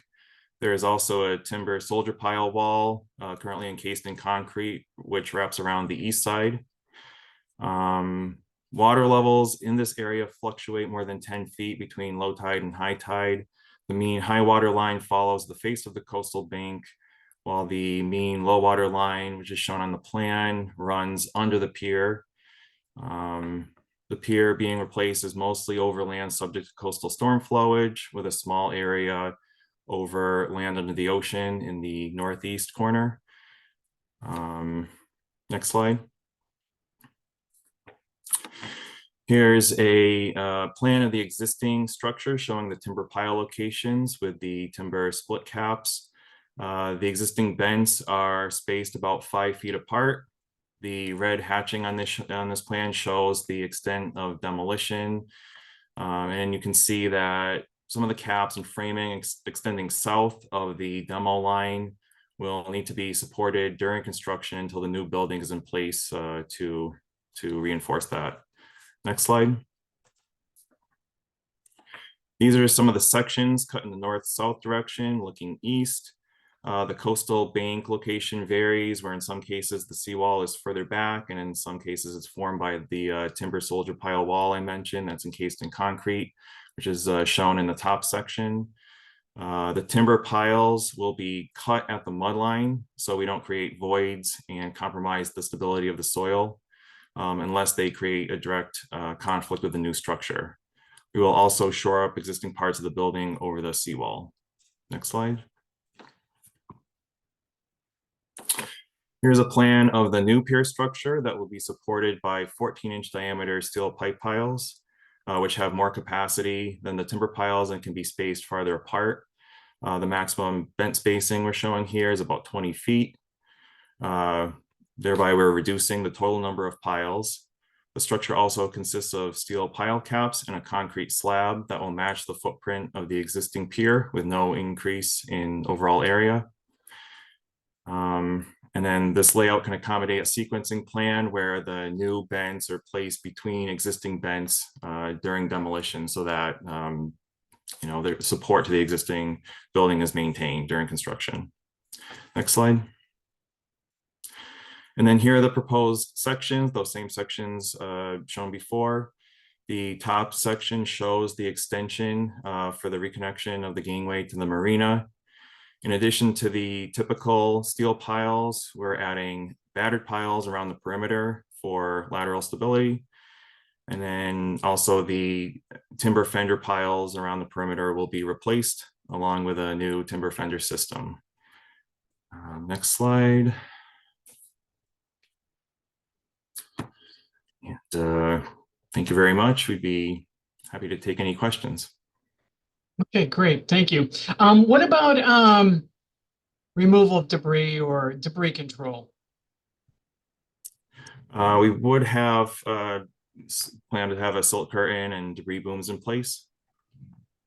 Charlie, Okay. I don't know if you want to add anything. No, I think that's fine. I think it's a two-phase process. One is taking the building down, so we'd protect along the edge of the pier at that point to stop anything from going off the new pier whilst the building or part of the building has been taken down. And then, as Brian said, once we get into the to the water side demo, that'll be taken care of with a debris boom from that. Okay, are you gonna be using a barge? And I'm sorry if I missed this in the NOI, I'm just going back through. Yeah, that's the plan. Yeah.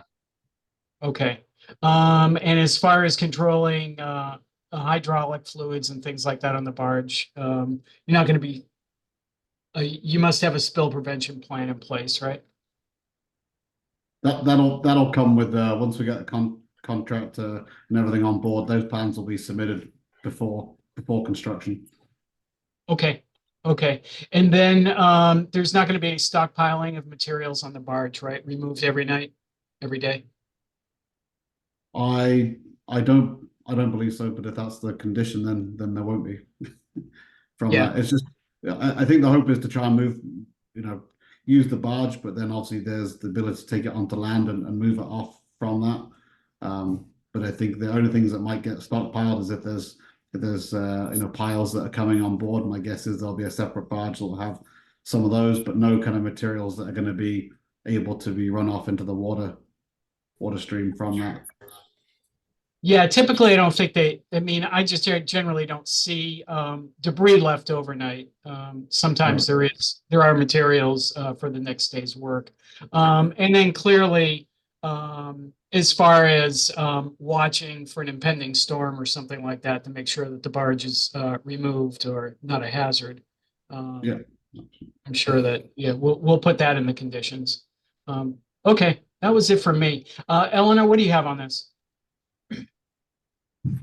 So for this, we just want to note that we had also done a site visit. And again, just to clarify, there's no expansion of the restaurant further into the harbor, so it's just going to be in its existing footprint. We're also happy to add those conditions and just make sure that debris control and that no stockpiling of materials on the barge are included in the order. And I think the only other thing that we were looking for was Appendix A of the Boston NOI form, which lists any of the other reviews that the project might have to go through. Yeah, we'll send that back over tomorrow. Perfect, thank you. Okay, Ellen, and I do think we have a condition somewhere, we've used it before, regarding the securing or removal of barges, in the face of an impending storm event. We do, yes, and I'm just believe that, we have, we've kept it all the standard conditions about maintaining them in seaworthy condition, but I'll also make sure that anything related to impending storm conditions is included as well. Great, thank you. Commissioner Sullivan? Yeah, in the first picture, you showed a bit of a old pile field to the left, I guess, of the restaurant. Are you removing only cutting off those piles at the mud line under the building? Are you doing anything with other piles that are outside that framework? The plan is just under the building. Just those other piles have been there. Those were part of the original Navy pier, so that wasn't part of the scope. Just trying to keep everything within the same footprint. Yeah, no, I'm just asking. The utilities that may feed, I know you get the bathrooms and all that in there, the kitchen. Is that part of this footprint? Or is this footprint just the dining area? Just the dining area. It's just that, so you take it out, all the old stuff, drop some new piles in, and no utilities or anything else hanging over the water. Correct. Mm-hmm. Yeah, that's all I had. Yeah, interesting you asked about the pile field there.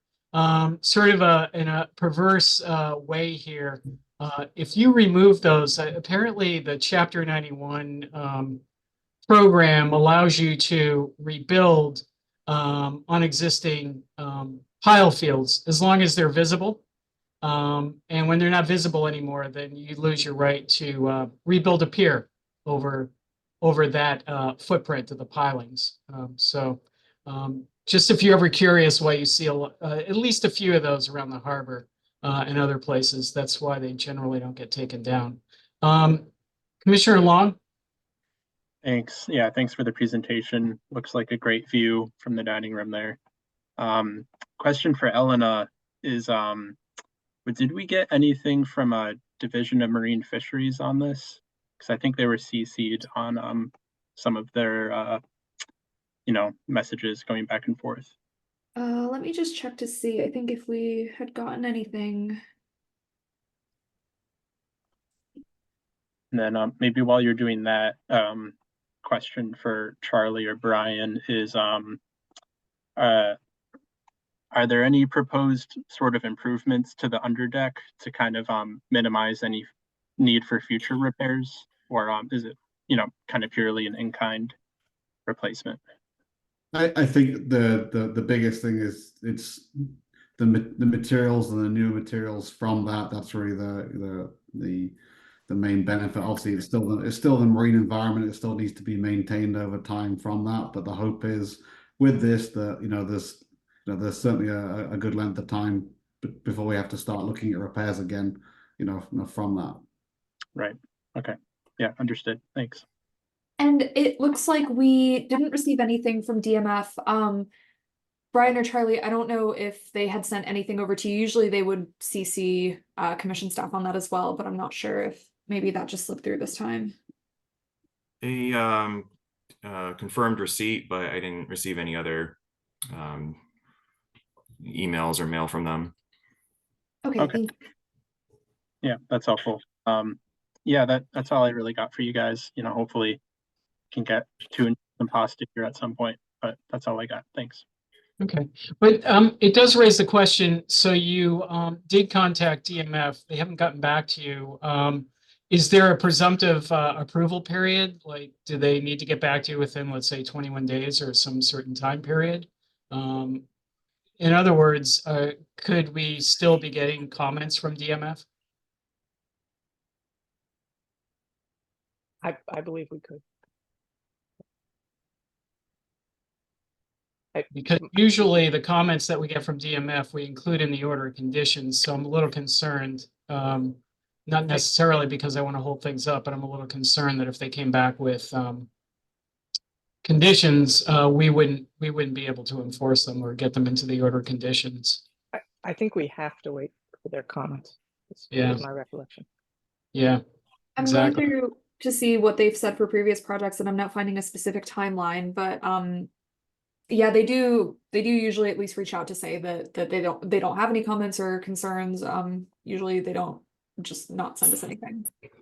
Yeah, I This is an think we're gonna have to wait and see. Yeah, this is an ACEC though. This is a bit different than the other Yeah. ones we've had. Yeah. Okay. So that's one thing. Okay. Commissioner Wilson?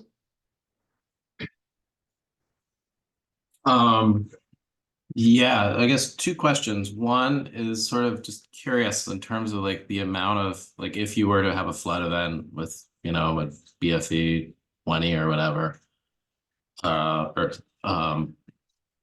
what sort of like hydrostatic lift forces are you going to be experiencing coming up underneath that pier with a building on top of it? And like how do you make sure that there's not, I don't know, separation, dislodgement, that sort of thing? We would be designing. Go ahead, Charlie. Yeah, I was going to say at a certain like the building's not flood proofed per se, so any water that's coming from underneath is also coming over as well to help balance that. Obviously, everything is secured down. The piles are driven down with with that. So but things aren't other than the friction of all the piles there and then the self weight or the increased weight from that. I know obviously just historically there hasn't been a problem with the flooding there. Obviously, I realize looking forward from that, we are putting a little bit of a curve around the outside of that, and that would also have the ability to be increased in height in the future, from that. So you guys didn't have any flooding in those two storms we had in 2018? Carmine, do you want to comment?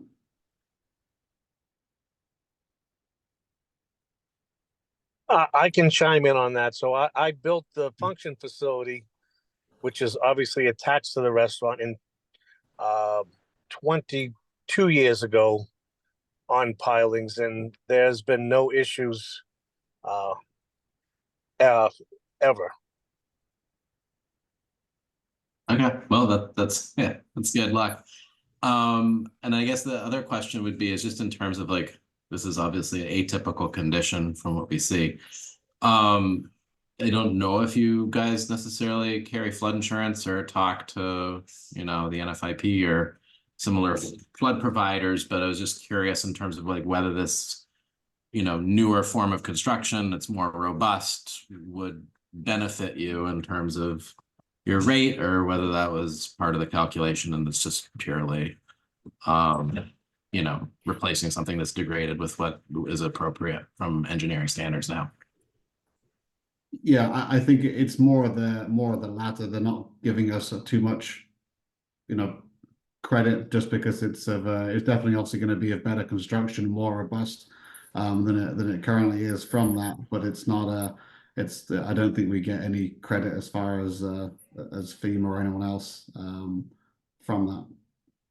I also think the Carmine has his hand raised. I don't know if Eleanor, you're able to unmute him from your end.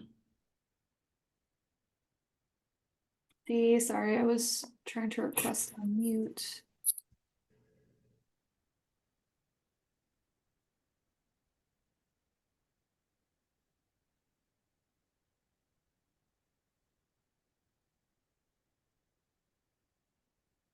Sorry, it's not going through.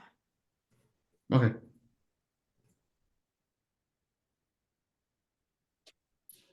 All right. Yeah, no, I mean, it's obviously not our jurisdiction. I was just curious in terms of like when we see other proponents come before us and sort of their decision matrix.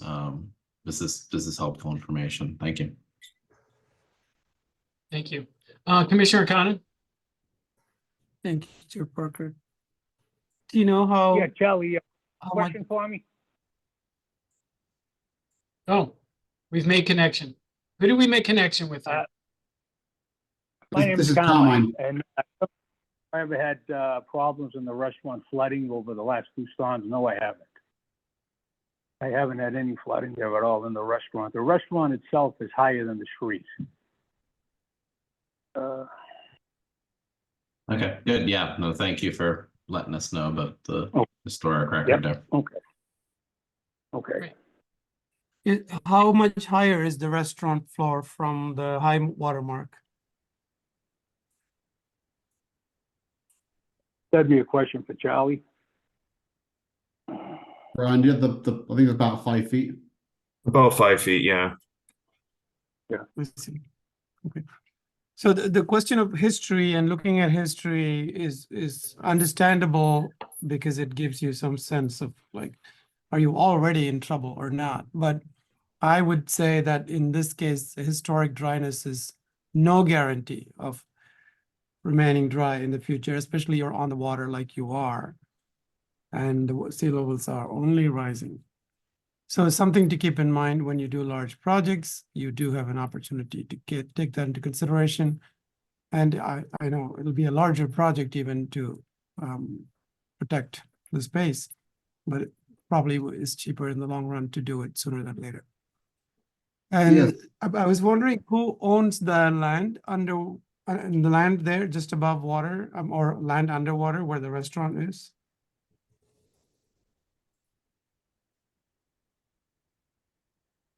I couldn't tell from looking at the maps here how the ownership works. Maybe Elena, you know. I'm Carmine, also not sure. Carmine. Sorry. So I was going to say, Carmine, the ownership belongs to I think Benji Restaurant Realty LLC. Is that right, Carmine? Yes, it does.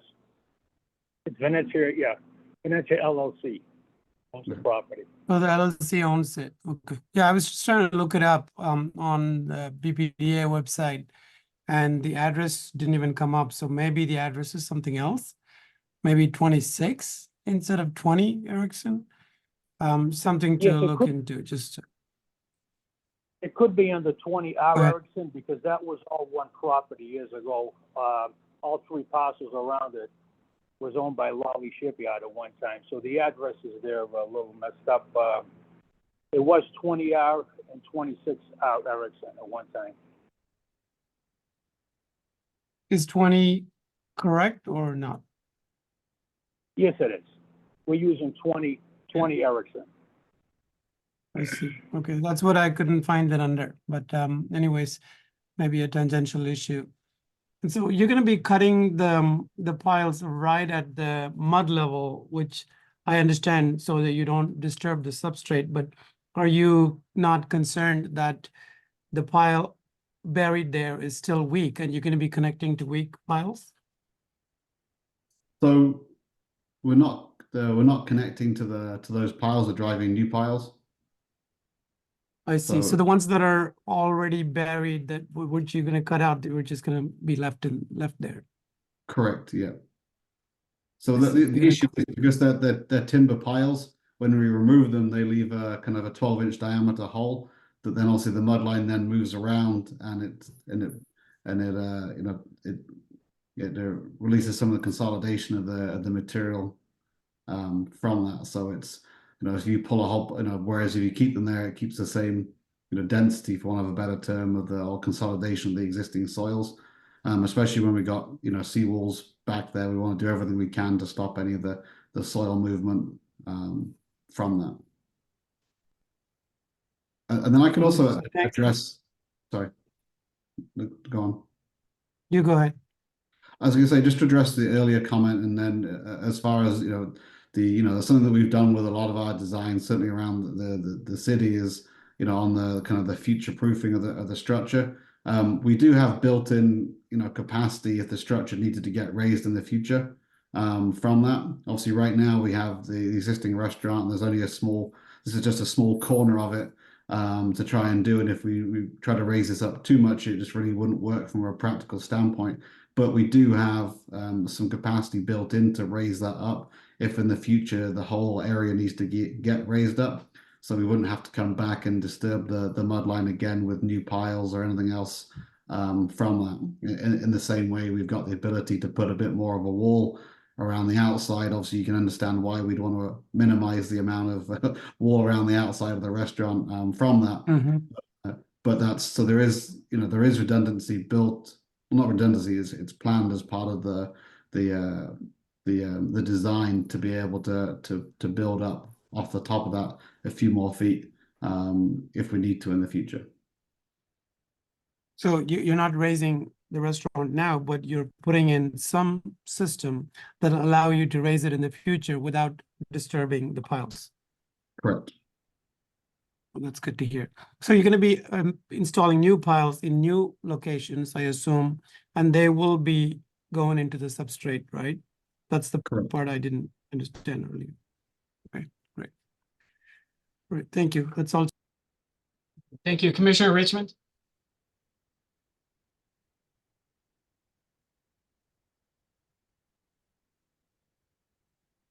Go to Commissioner Herbst. Thank you. I'm a little concerned. I understand that you don't have a contractor yet, but it really meant that all your methods are kind of, maybe we'll do this, maybe we'll do that, we think we'll do this. So that's a little concerning to me. And we can ask certainly for you to present all that to the commission staff before we start, but what is your timing for hiring a contractor? So the goal right now is to incorporate any comments or anything and finalize the plans, and then from that the hope is to start the work in September.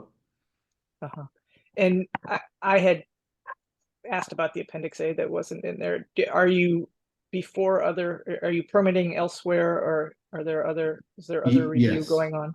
Yeah. And where is that? Army Corps and Chapter 91.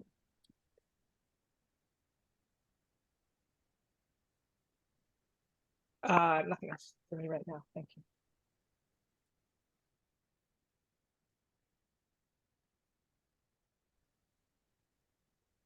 I'm sorry, Commissioner Herbst? Did you say that was it? I did say that. Thank you. Oh, okay, I'm sorry. The wind has started I tried up. to. Maybe not. The wind has started up, so we're swaying a little bit here, and there's a lot of noise. I apologize. Okay, so Elena, anybody from the public? I'm not seeing anybody from the public, and we also had not received anything in our inbox about this. Okay, thank you. Okay, so we're gonna have to continue for DMF. Anyway, Charlie, you may want to be thinking about some of the questions we asked tonight about means and methods, to see if maybe, based on the input you got, you'll be able to refine that a bit for us. And we'll think about, Commissioner Herbst's, comment on, some of the, some of the details that we're missing because you haven't hired a contractor yet. So with that, I would entertain a motion to continue this hearing.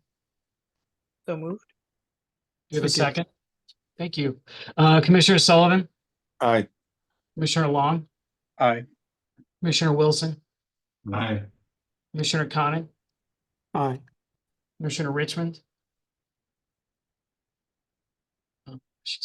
Commissioner Herbst, Aye. and I vote aye. That carries 6-0. Okay, thank you. Thank you. You're welcome. Okay, next item on the agenda is notice of intent for DP file number 0061988 in Boston file number 2024-013 from Use Environmental Consulting on behalf of 581 ALH Development LLC for the proposed redevelopment of a paved parking area with a mixed-use residential and commercial redevelopment located at 579 American Legion Highway in Roslindale. Resource areas are 25-foot riverfront area, 25-foot waterfront area, and 100-foot buffered inland bank. Who's here on behalf of the applicant? Good evening, Tom Hughes with Hughes Environmental Consulting. And I'll note that both Adam Burns and John Beatty from 581 American Legion, 581 ALH Development LLC are also with us tonight in case I need any questions answered by them. But if we can go to the next slide, the commission may recall that this may have been the last time you heard the term LUPL. I know you mentioned earlier you hadn't heard that one in a while, the land use with a higher potential pollutant load. This is the, you had permitted a small development on lot 1 here, which was 581 American. And this had been a service station and essentially met the definition of LUPL. And we, with the development of that first lot at 581, we did a lot of cleanup of the site and so just to kind of refresh you guys on it, it's an area where Canterbury Brook daylights for about 80 feet. If we can go to the next slide.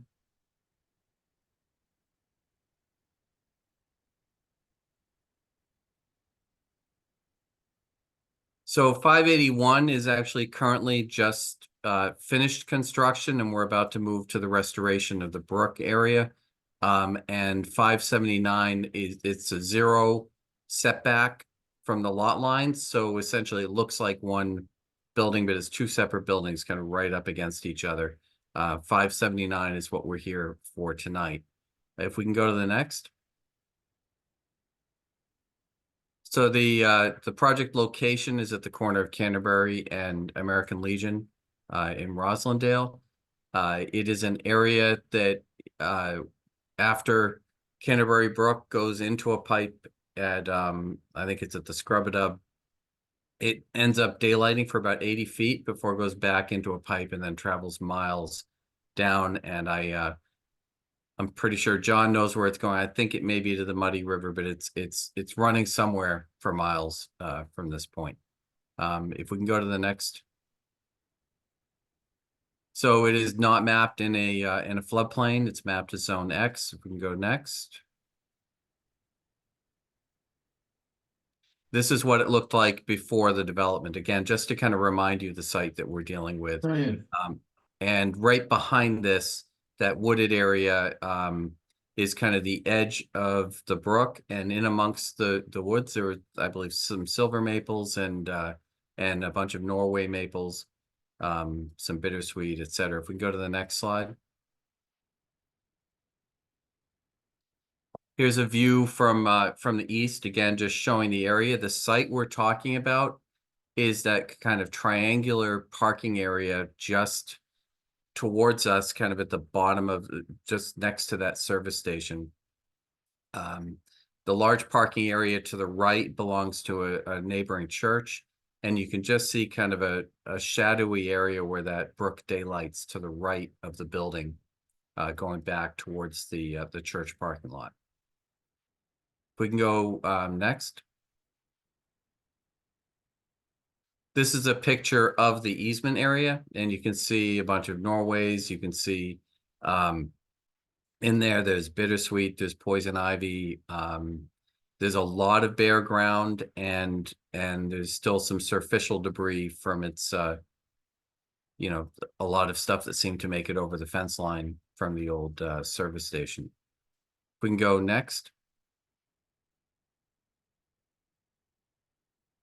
Again, this is a view down that easement area. This is a Boston Water and Sewer easement. It's actually off property, but it's immediately adjacent. And there is, I don't have a good picture of where it's entering the pipe, but there is kind of a great system to trap debris, and Boston Water and Sewer does have to get in here and do maintenance on a fairly regular basis. And during the application on 581, we met their operations staff on site and talked a lot about kind of how they get in, how they access, so that we could come up with a restoration plan that didn't get in their way, but would improve the resource area. We can go to the next slide. Again, these are some pictures actually from that 581 filing, but I just wanted to kind of, again, just bring back your memory of kind of what it looks like. Go to the next slide. So now we're looking at this triangular lot on the right. And if you see the green hatched area is an area that we are restoring within the Boston Water and Sewer easement under the 581 application. And we're essentially restoring the remainder part of the easement for the 579 applications before you tonight. So the end result of the two approvals would be the entire water and sewer easement area around that open part of Canterbury Brook would be restored with native plants, more fully vegetated, provide it with some level of habitat value. It is important to note our ability to increase habitat value is limited by the type of wildlife that can actually reach it, because it's disconnected from the general Canterbury Brook corridors, but it certainly can have some value for songbirds and small mammals and things like that. So there's certainly some potential there. I'll go through some of the other benefits of the project as well that I believe help Canterbury Brook in some total between the two, but definitely this application in front of you. One of them is the current stormwater pattern is water lands on that pavement. It runs out into American Legion, into catch basins, and kind of directly back into Canterbury Brook. There's no residence time for that water. You guys actually talked a little bit earlier about, infiltration versus non-infiltration. I'm going to talk a little bit more about that. We can go to the next slide. All right, so this is our existing conditions plan. You can see that daylit area of the brook up top. You can kind of see the piped Canterbury Brook drain, labeled as a drain pipe that runs through that church parking lot. We have riverfront 25 foot off the high water line there, and we have 25-foot waterfront off of that and 100-foot buffer. The entire site is essentially, other than a tiny little tip at the end, is jurisdictional, and the entire property is paved. If we can go to the next.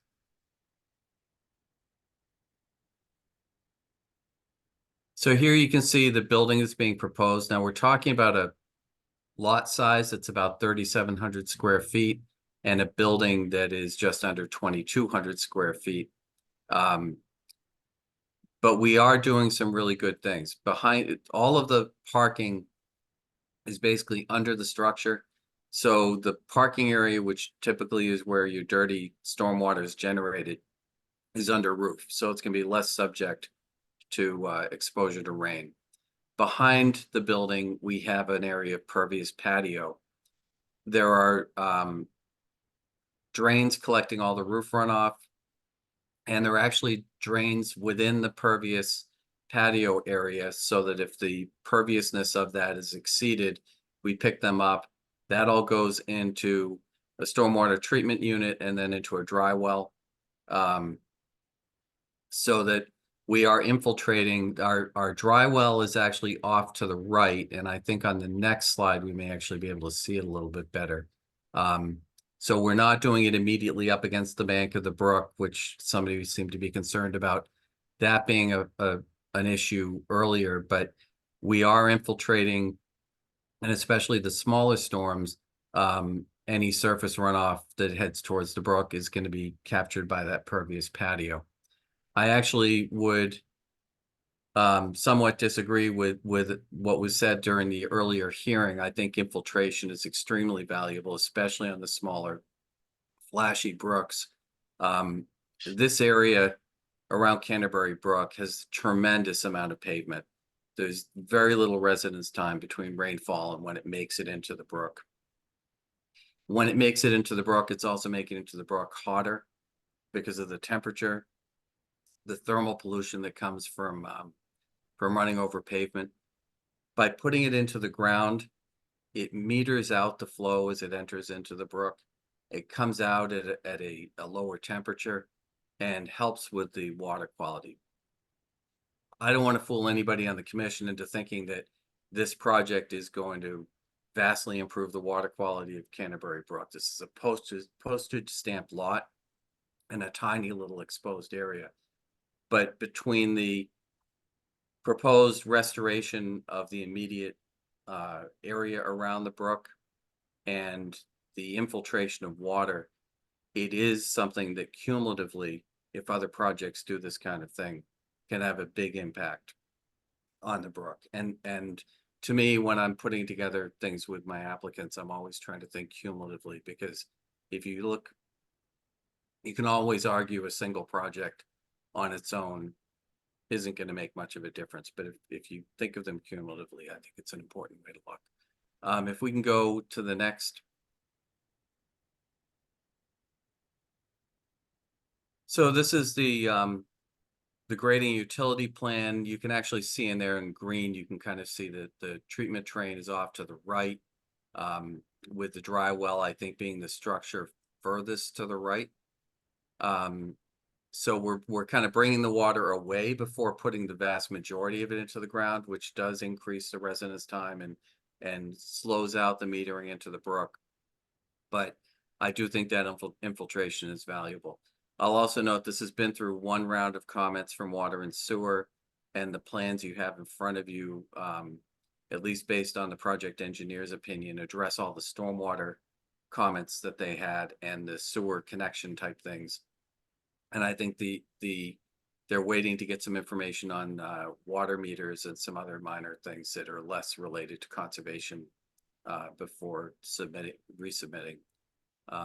We can go to the next. So this gives you our erosion control plan. You can see we have a stabilized entrance and perimeter controls around the site.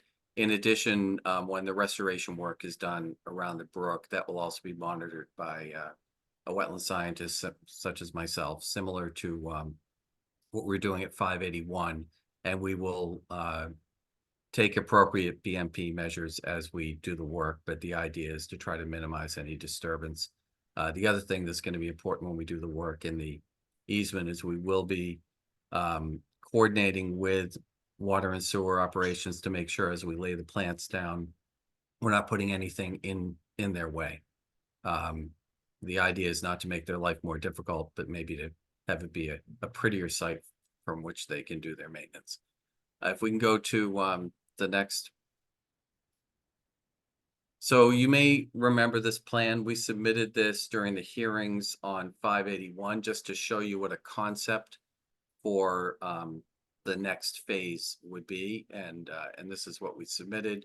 So I just wanted to kind of remind the commission of that discussion. If we could just go to the next. And this is our landscape plan, and very consistent with that. We did pull back from the head wall a little bit after looking at it. It looked like it just gets a little too steep right up near the head wall. And I just don't think we can do a lot to get plantings right up near where the head wall is in there. But we've got a lot of really nice native plants. We've got some larger things going on the opposite side of the brook.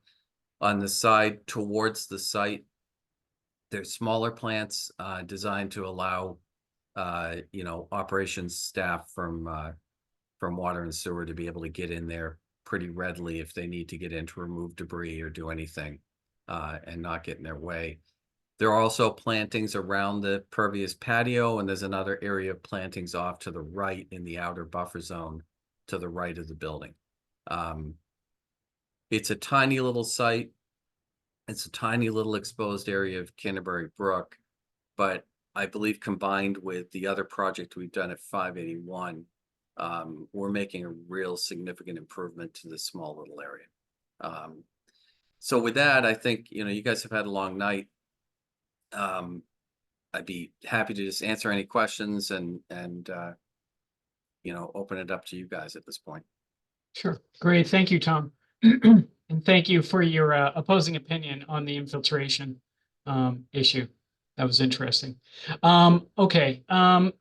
You just got the DEP file number, but Elena has mentioned that DEP hasn't provided any comments yet. We're not completely sure whether they're going to provide any.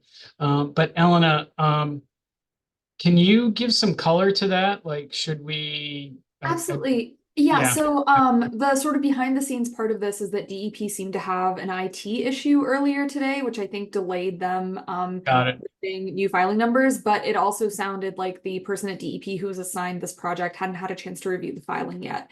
So we know that the project technically does have a filing number, but it's not showing up in the portal yet. And the portal is where we would also see any technical comments from DEP.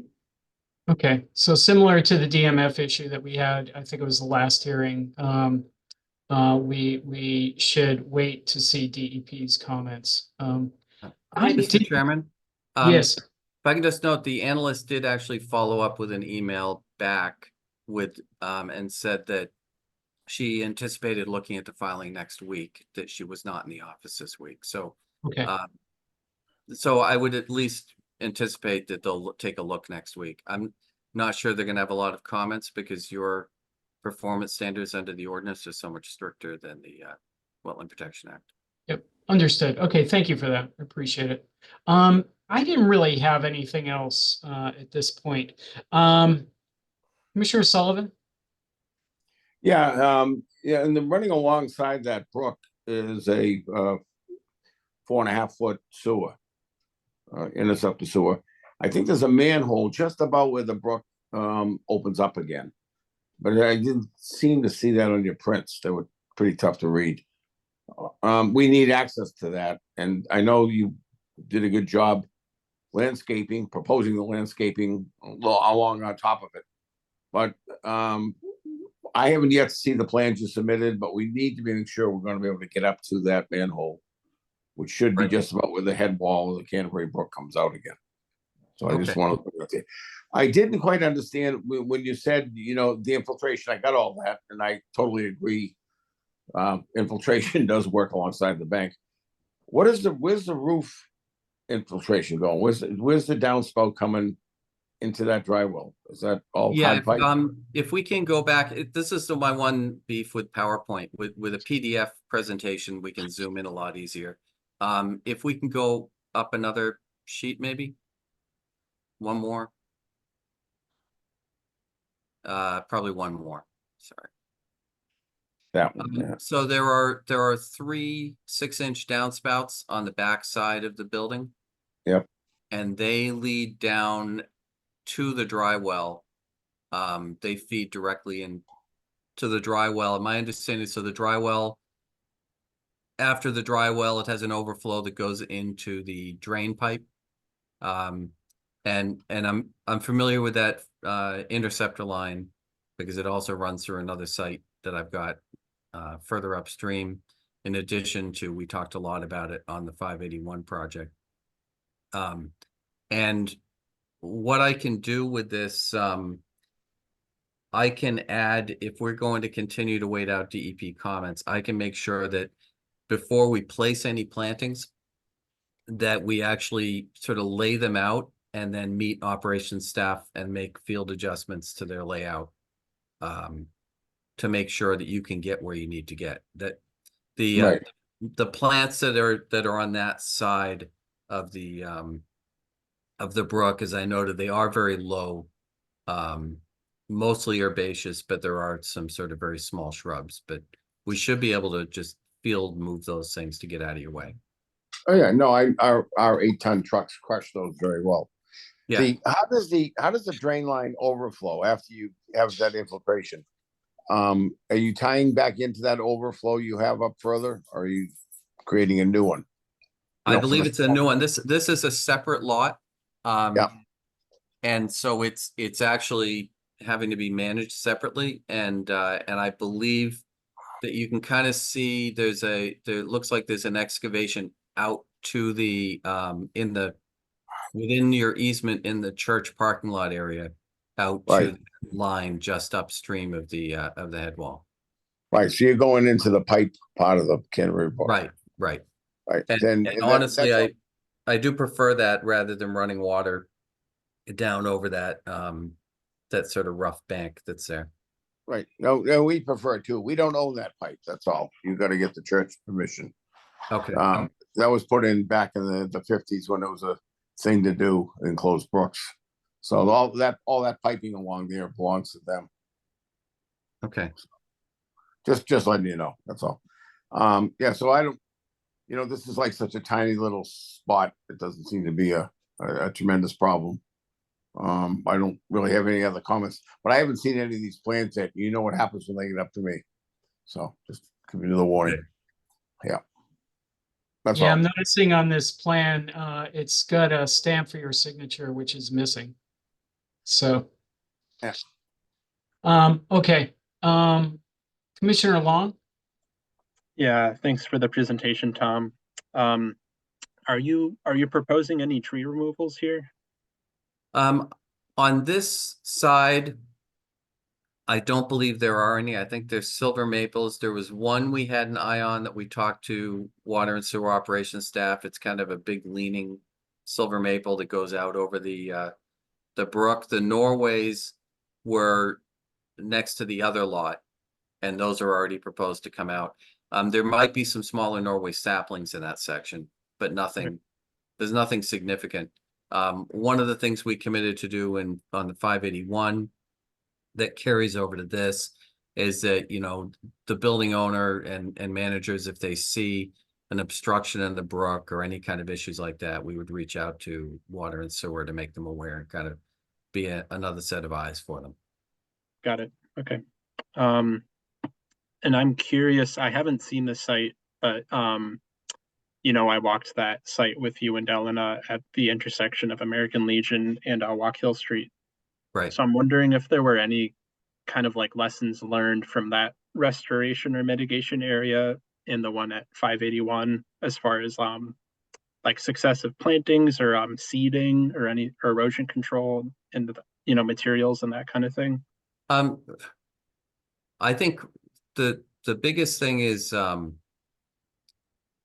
I noticed our approach really seemed to work over there. We used a lot of tubulin, so we didn't have a lot of excavation. It's like, don't try to dig on the slopes.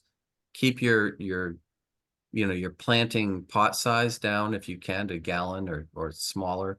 Is really minimize disturbance, and just keep after the invasives. I mean, it's very similar, and that other site, when you get a compliment for the guy who's selling flowers at the intersection, that he's never seen it look so good. it's a good feeling. And I envision while this is much smaller, that we can have as dramatic an impact on it. We do have to, in this site, make sure that you know, we're doing what we can for the environment, but also making sure it'll still function for John. Yeah, exactly. Kind of on that note, I know you talked about, you know, the velocity of the water and how high it can get on the bank. But I was wondering if you see any like potential for seeding with erosion control blanket on the bank itself. I know you're talking about, you know, maybe species like volunteering themselves or coming from your seeding area that you already have and moving down the bank, down the Yeah. slope. But what do you think about seeding on the bank with an erosion control blanket on it, or maybe plugs, or the two of them? It's such a, I guess urban soil is the best way to put it. So getting seed contact is difficult. And even with an erosion control blanket, and the types of seed that folks like you and I like to use are typically really light and need to have good contact with the soil. We could certainly put down an oat or a rye or something that would give it some initial stability, and their heavier seeds that might take. I'll give that some thought, and maybe we can incorporate putting down some jute. Yeah. I don't think it would do any harm, but sometimes, you know, all that does is just make it look good, and things are going on underneath.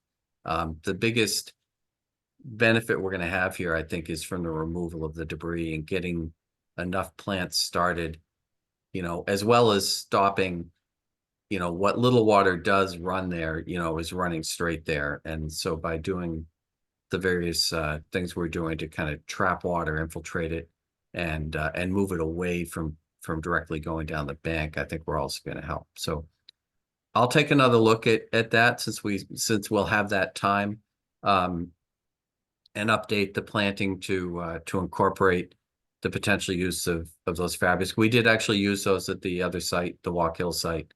And it did? worked quite well. Yeah. We did not do it this year. We did it the prior year, I believe, or maybe it was in spring. It's all a blur the last 4 or 5 years, honestly. Well, that really speaks well to how all that stuff breaks down naturally, and you don't even know it was there after a year or two. Yeah. No, I mean, we had removed invasives and we hadn't planted, and we needed to stabilize it essentially under the NIPD SWIP, where you're required to take such action. So right. My recommendation was not to use anything with a synthetic fiber in it, even if they are photodegradable. They're horrendous. Totally agreed. I guess you know, another question for you is could you talk more about your approach for like invasive species management here? You mentioned bittersweet and you know, some saplings. So what are you anticipating like first, and then follow up? So it's a combination of the woody stuff you go after with triclopyr, and I'm willing to adapt depending on the contractor, but typically I like to not do cut stomp. I like to actually do a cut into the bark and apply, and then monitor it for a couple weeks to make sure it's dead, because otherwise you get hidden root sprouts and things come up. So if it's something we can pull without making a mess, we would do that. But in this case, given it's steep and how prone to erosion it could be, it's more likely going to be a lot of herbicide use and cutting stuff flush and planting around. And I think, as you know, that the Norways are just brutal to try to, even with a couple herbicide applications, they keep coming back. They're impressive plants, that's for sure. Yeah. I think for previous projects, the commission, I think probably before my time, has approved you know, those aquatic approved surfactants like Sidekick maybe. I don't know if other commissioners remember or recall any of that. I know you mentioned in your NOI that, you know, you could use surfactant if the commission approves it. And you know, do you have thoughts on, you know, whether you would want to use an aquatic safe surfactant or? Honestly, I don't think we need them for these Okay. species. There's a contractor that likes to use a foaming surfactant, which I don't object to. We actually did a toxicological analysis of it, or at least a white papered level research prior to including it in a former NOI. In this case, like on the Norways, what we had a lot of luck with over on the other site was drilling a bunch of like 1/4-inch holes into the pith after doing a cut. When we saw resprouts and it did kick it back. I think it's really a matter of just a quick application after you do your cut and not letting the wood kind of scab over and just getting it in. If we were doing a foliar application, then we may want to look to a surfactant. In the past, we've just been able to reach out to conservation staff if we run into something like that and Right. get that type of thing approved. All right.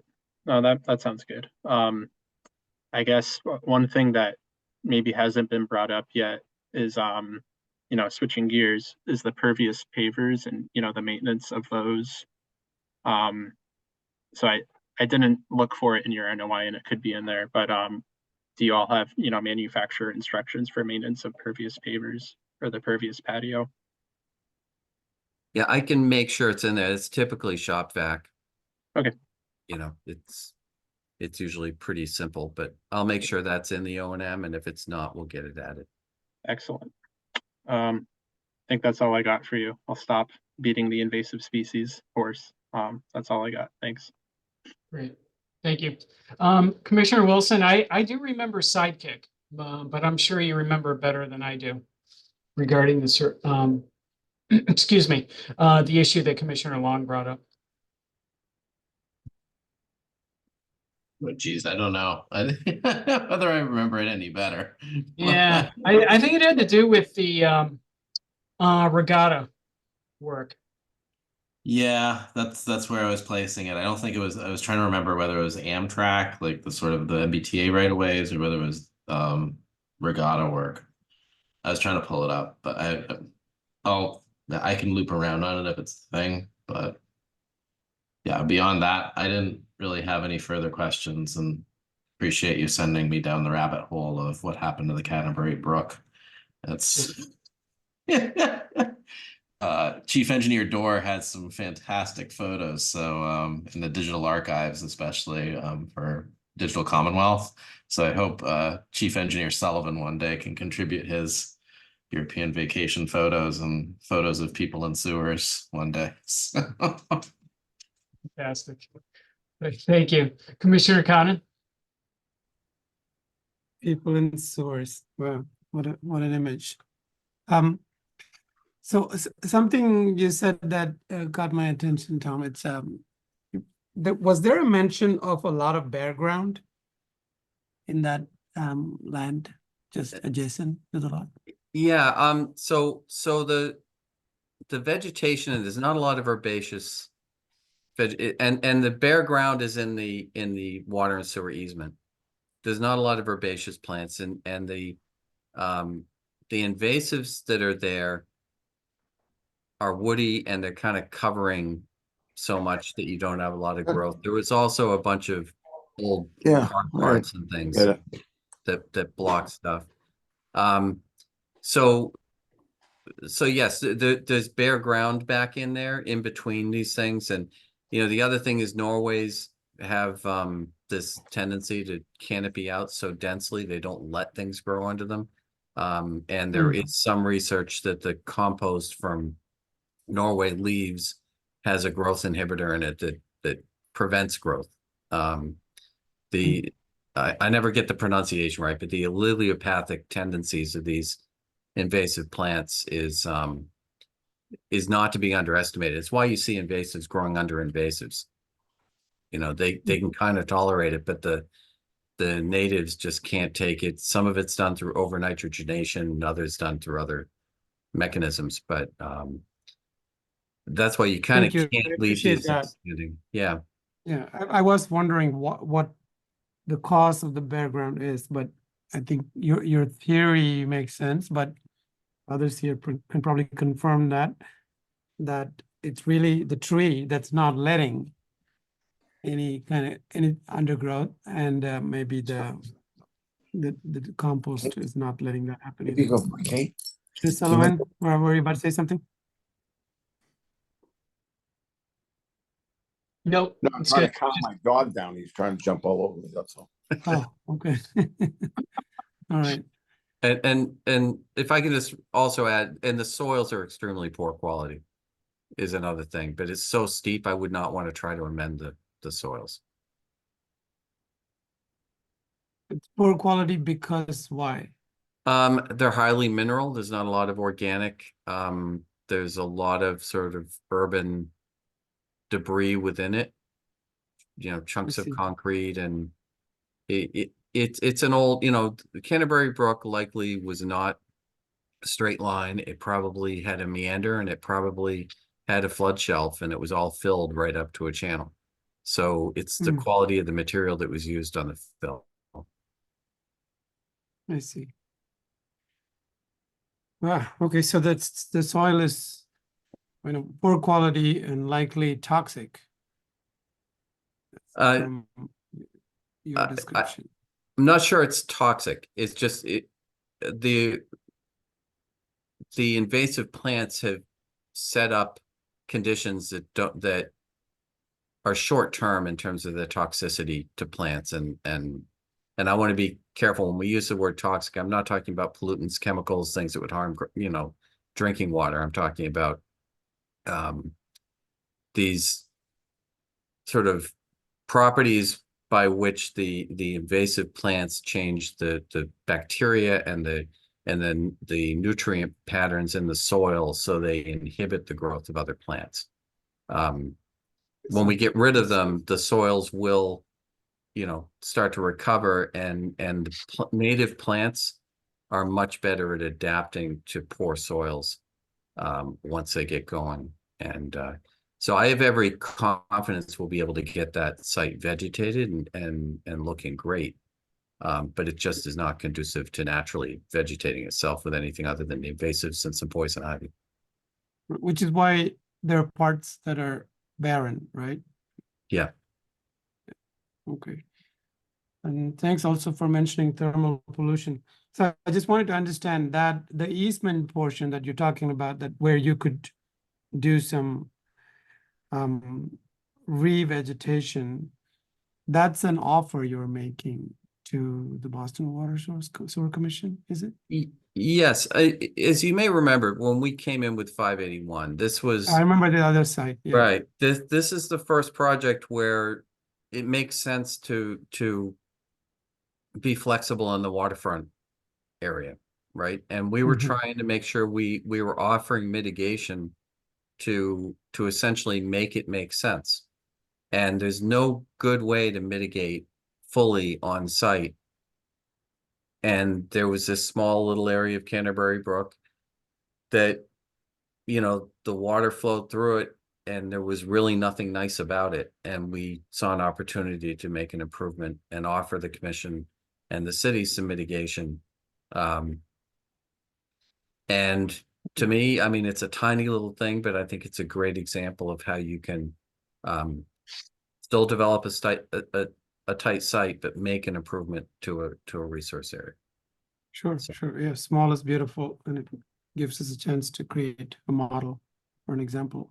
In the lot that you are planning to build on, I appreciate that it's very small. Is the building? I couldn't tell from the building picture. Is it coming all the way to the edge of the property? There's no setback or anything? It on the front and sidelines, but we have that whole pervious patio area between the building and the brook. So it's up against the sidewalk, but behind it is open. Okay, so there is no setback in the front, but in the back there is. Yes, in the back there is. And I think there was a comment about pervious surface and its maintenance, and I think you took a note of that. Yes. And I just want to reiterate that, but thank you. That's all I had, Chair Parker. Okay, thank you. Commissioner Richmond has left for the evening. Commissioner Herbst?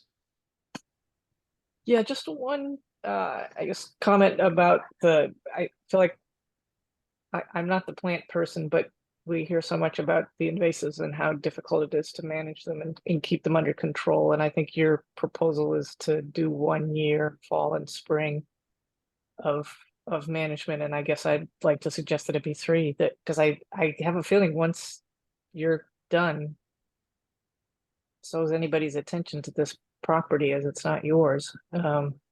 So I guess I'd like the commission to do the best, to get the best we can to get it well established.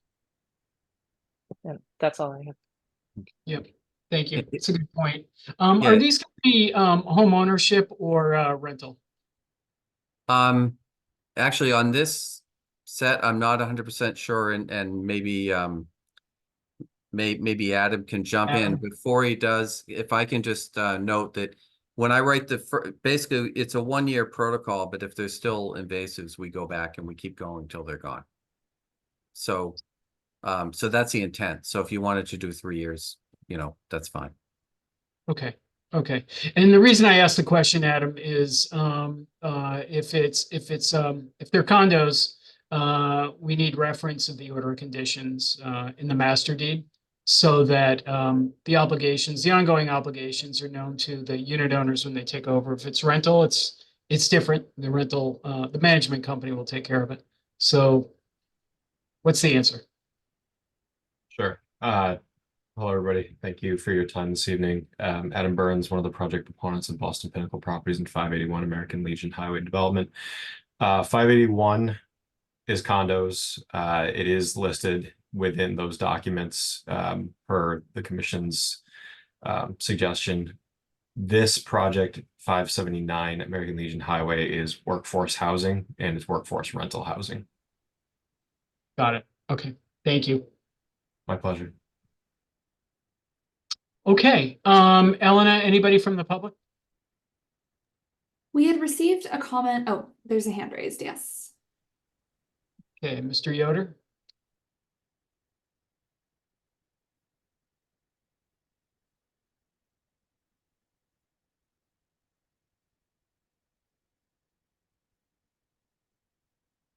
You're muted, Mr. Yoder.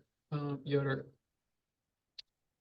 Elena, can you fix that? Okay, thank you. Yeah, I was having trouble getting it off. Thank you for the opportunity here. I think some of you probably already know Lisa and I, we're co-leaders of the Mount Hope Canterbury Neighborhood Association, and we have for a decade or longer been working hard to preserve and enhance and protect Canterbury Brook, which probably most of you are familiar with now, but if not, it's almost 5,000 feet long of open brook. It may be the longest brook in the city. It's 8 to 10 feet wide. Green spaces immediately adjacent to it along the whole corridor of open brook. Lots of wildlife. It's a real ecosystem, and it's a treasure. And we're happy more and more the contractors and developers are appreciating that. I think our first real victory was 289, which was a real struggle to get some recognition of that, but it's turned out very well now. It's a beautiful view from American Legion of transformed part of America, of Canterbury Brook.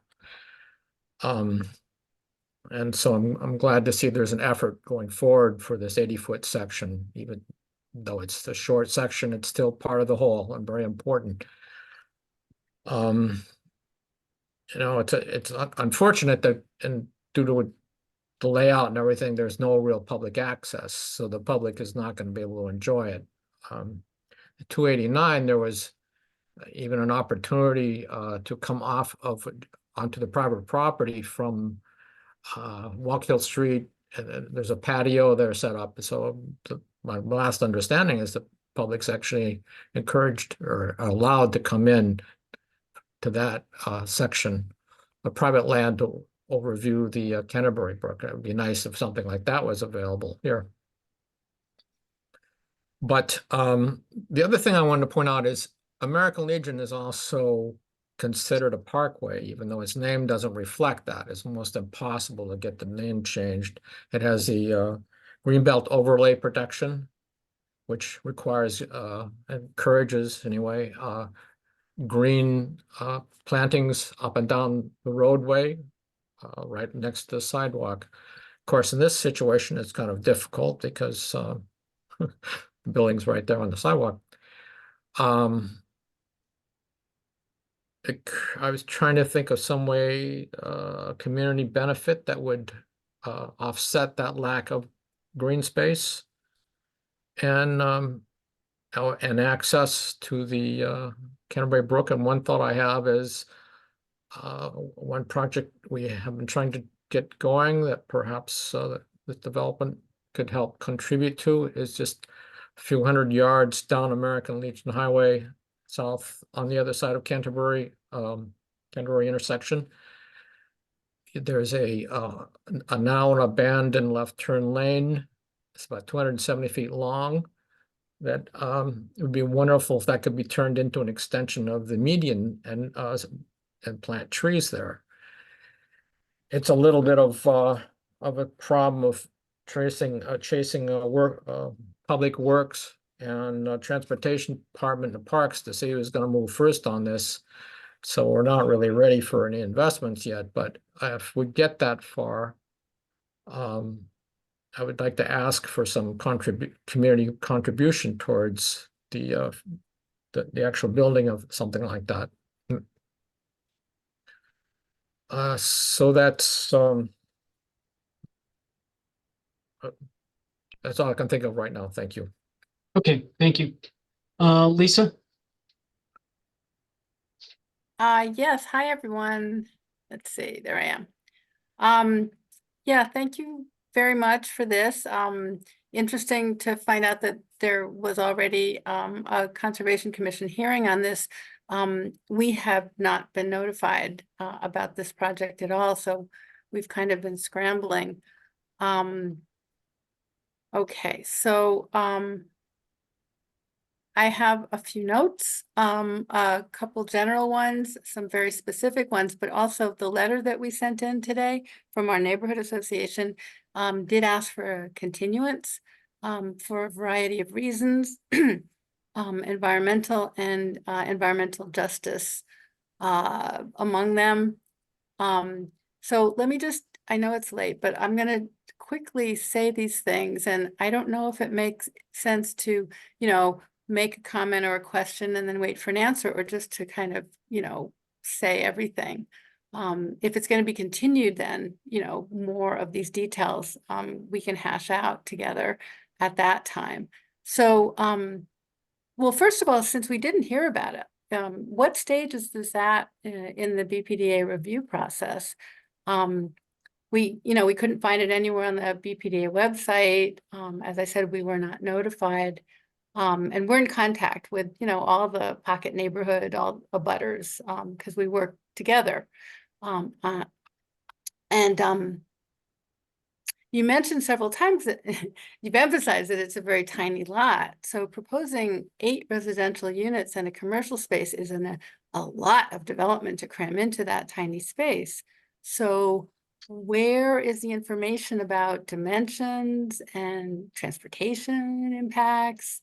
Where are there more diagrams, specs, renderings about the building?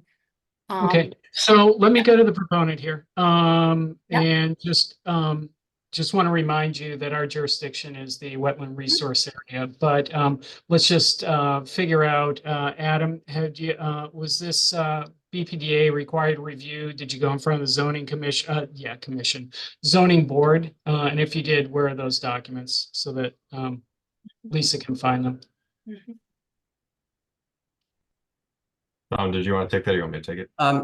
Yeah, I mean, just correct me if I'm wrong, but Mr. Chairman, this is a by right project, so it just goes to inspectional services. Okay, Lisa, so there was no they didn't need any zoning relief and it didn't qualify for BPDA review. That's why you didn't see anything. I see your letter here. We got it a little bit before the hearing. Did you want to reiterate the points in the letter. Also, Tom, did you get a copy of this letter yet? I did not see it. Okay, we'll make sure you get it. There's some questions in here. Sure. Okay. Great.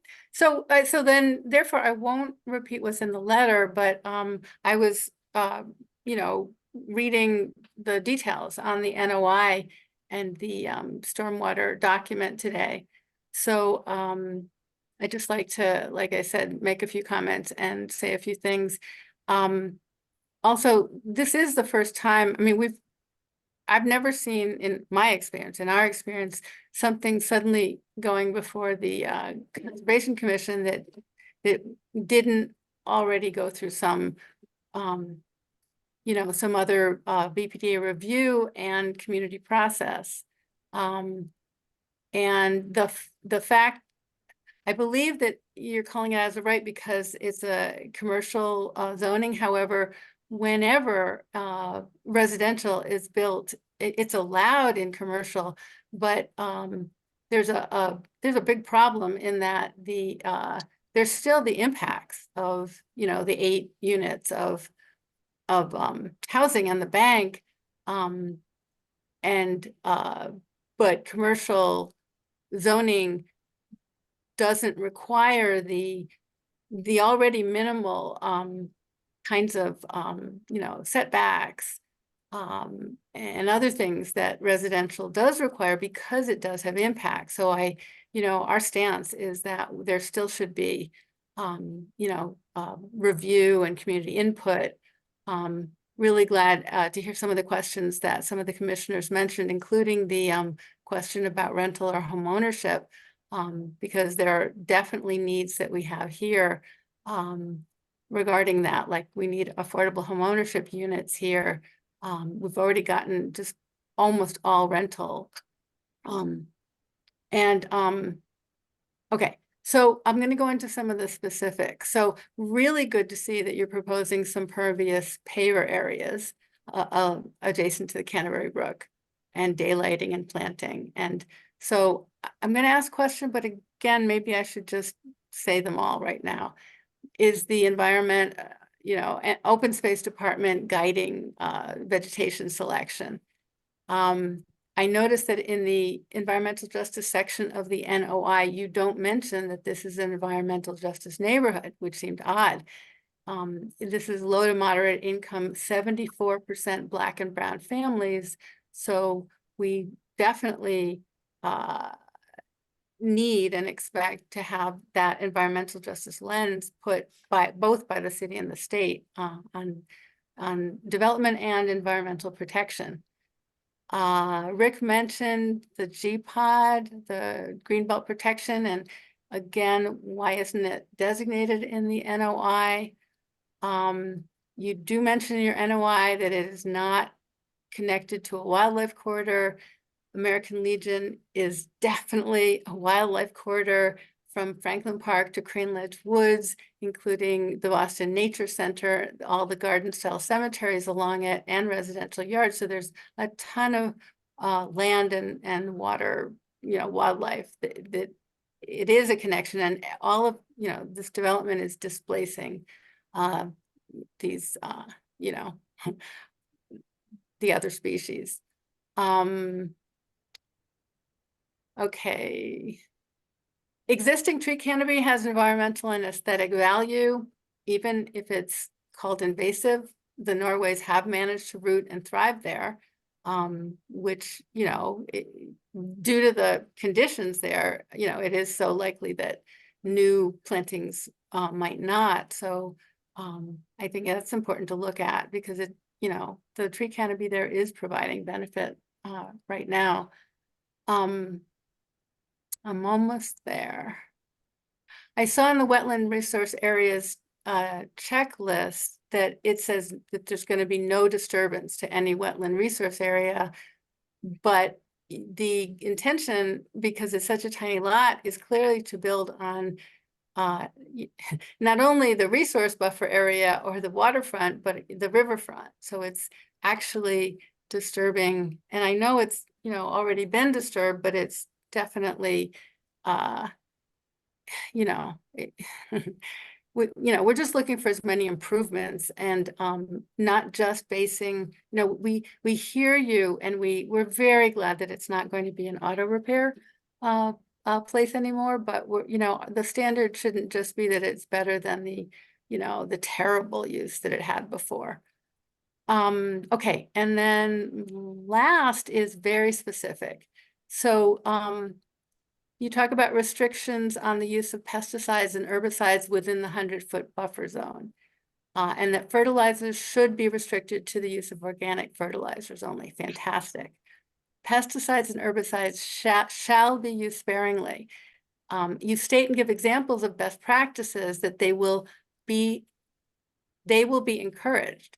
Well, and they need to be, it needs to be enforced and complied with, not just encouraged, given that it is right on the brook in this environmentally sensitive area, in this environmental justice area. So how will that all be monitored? Who will determine selection of these chemicals, the threshold of harm, and how will rodent control during construction, post-construction happen?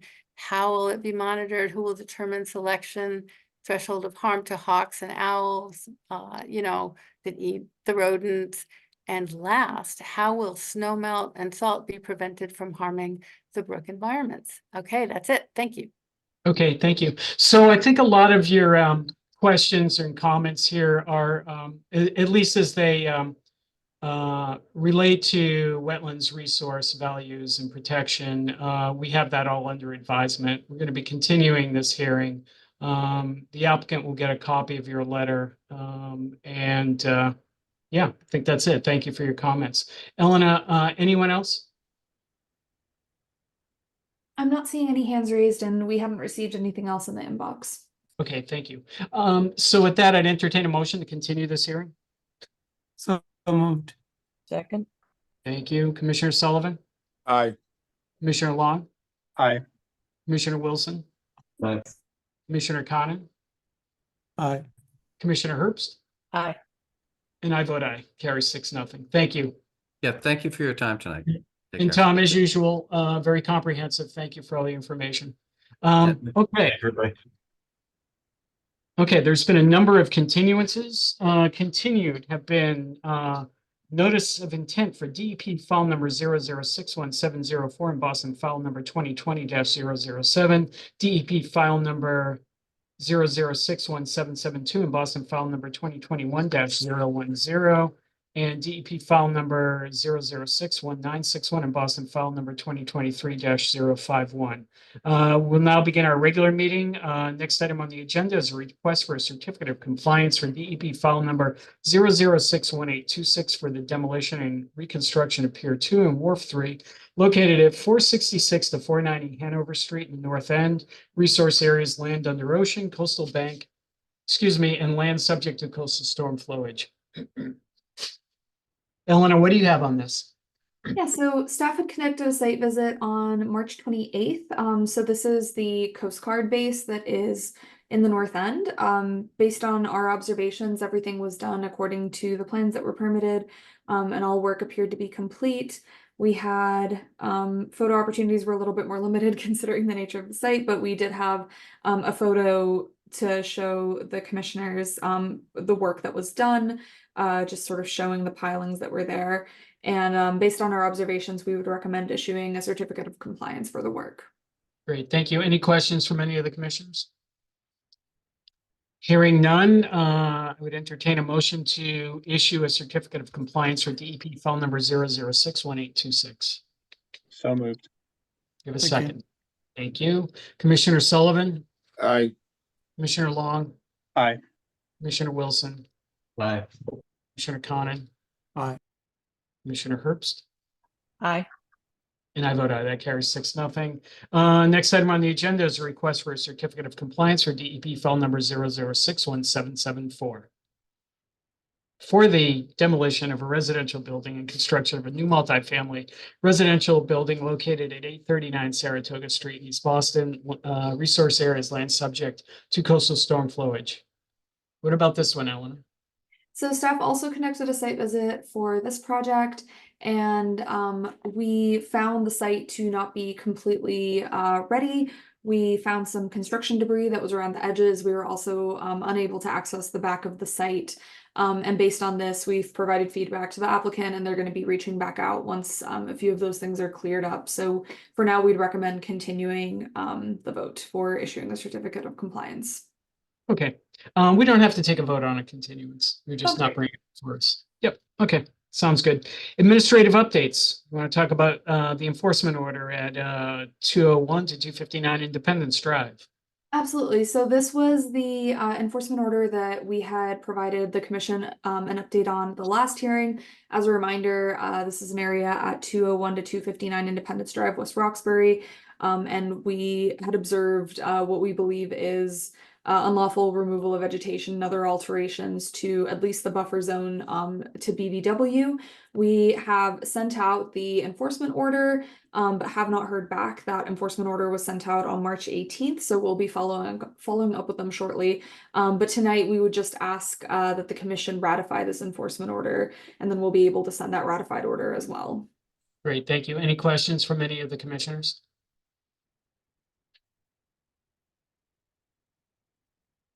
We have someone here. Okay, that's interesting. Andy. Hello, can everybody hear me?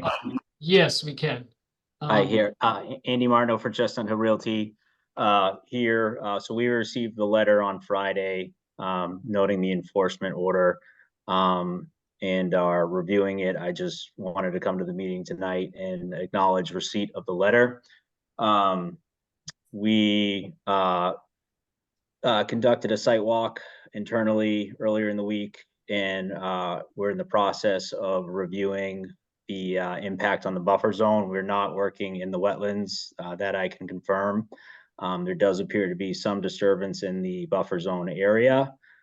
So what we're looking to do in the short term is to have a surveyor come out and reestablish the flags that were done for the wetland boundary some time ago, and so we can understand better the order of magnitude of any impact within the buffer zone. So as a first step, we want to do that, and then I guess we would engage with you all and Elena on next steps as far as restoration and any mitigation. But we're not working in the wetlands proper, and we certainly did not cross the property line. The letter was a little vague as to the extent of the impact. So we're working to understand it better, and would like to come back to you all with our mitigation plan. Yep. Yeah, I think that's a good idea. When will you be ready to engage? I'm going to say probably later in the spring. I think the letter said you were looking for a draft restoration plan by April 22nd. I think given that we just received the letter via snail mail on Friday, that's a pretty short timeline. And so if the board, or a commission rather, is amenable, I think probably maybe by end of May would be a better, a more accommodating timeline for us to figure out what's what as far as reestablishing the wetlands flags, and to engage someone in a restoration plan as needed. Yeah, And in the why don't we do this? Why don't you check back with Elena a week or two before April 29th and let us know where you are. We would Sure. have a strong preference for getting something by April 29th. So we'll figure that out. Yeah, a check-in is definitely doable. And I think we should have some good information by then. In the meantime, we also observed, and this is something that happens from time to time at this particular location, some illegal dumping. So we're going to work to clean up what was clearly trash and some illegal dumping that occurred in the buffer zone.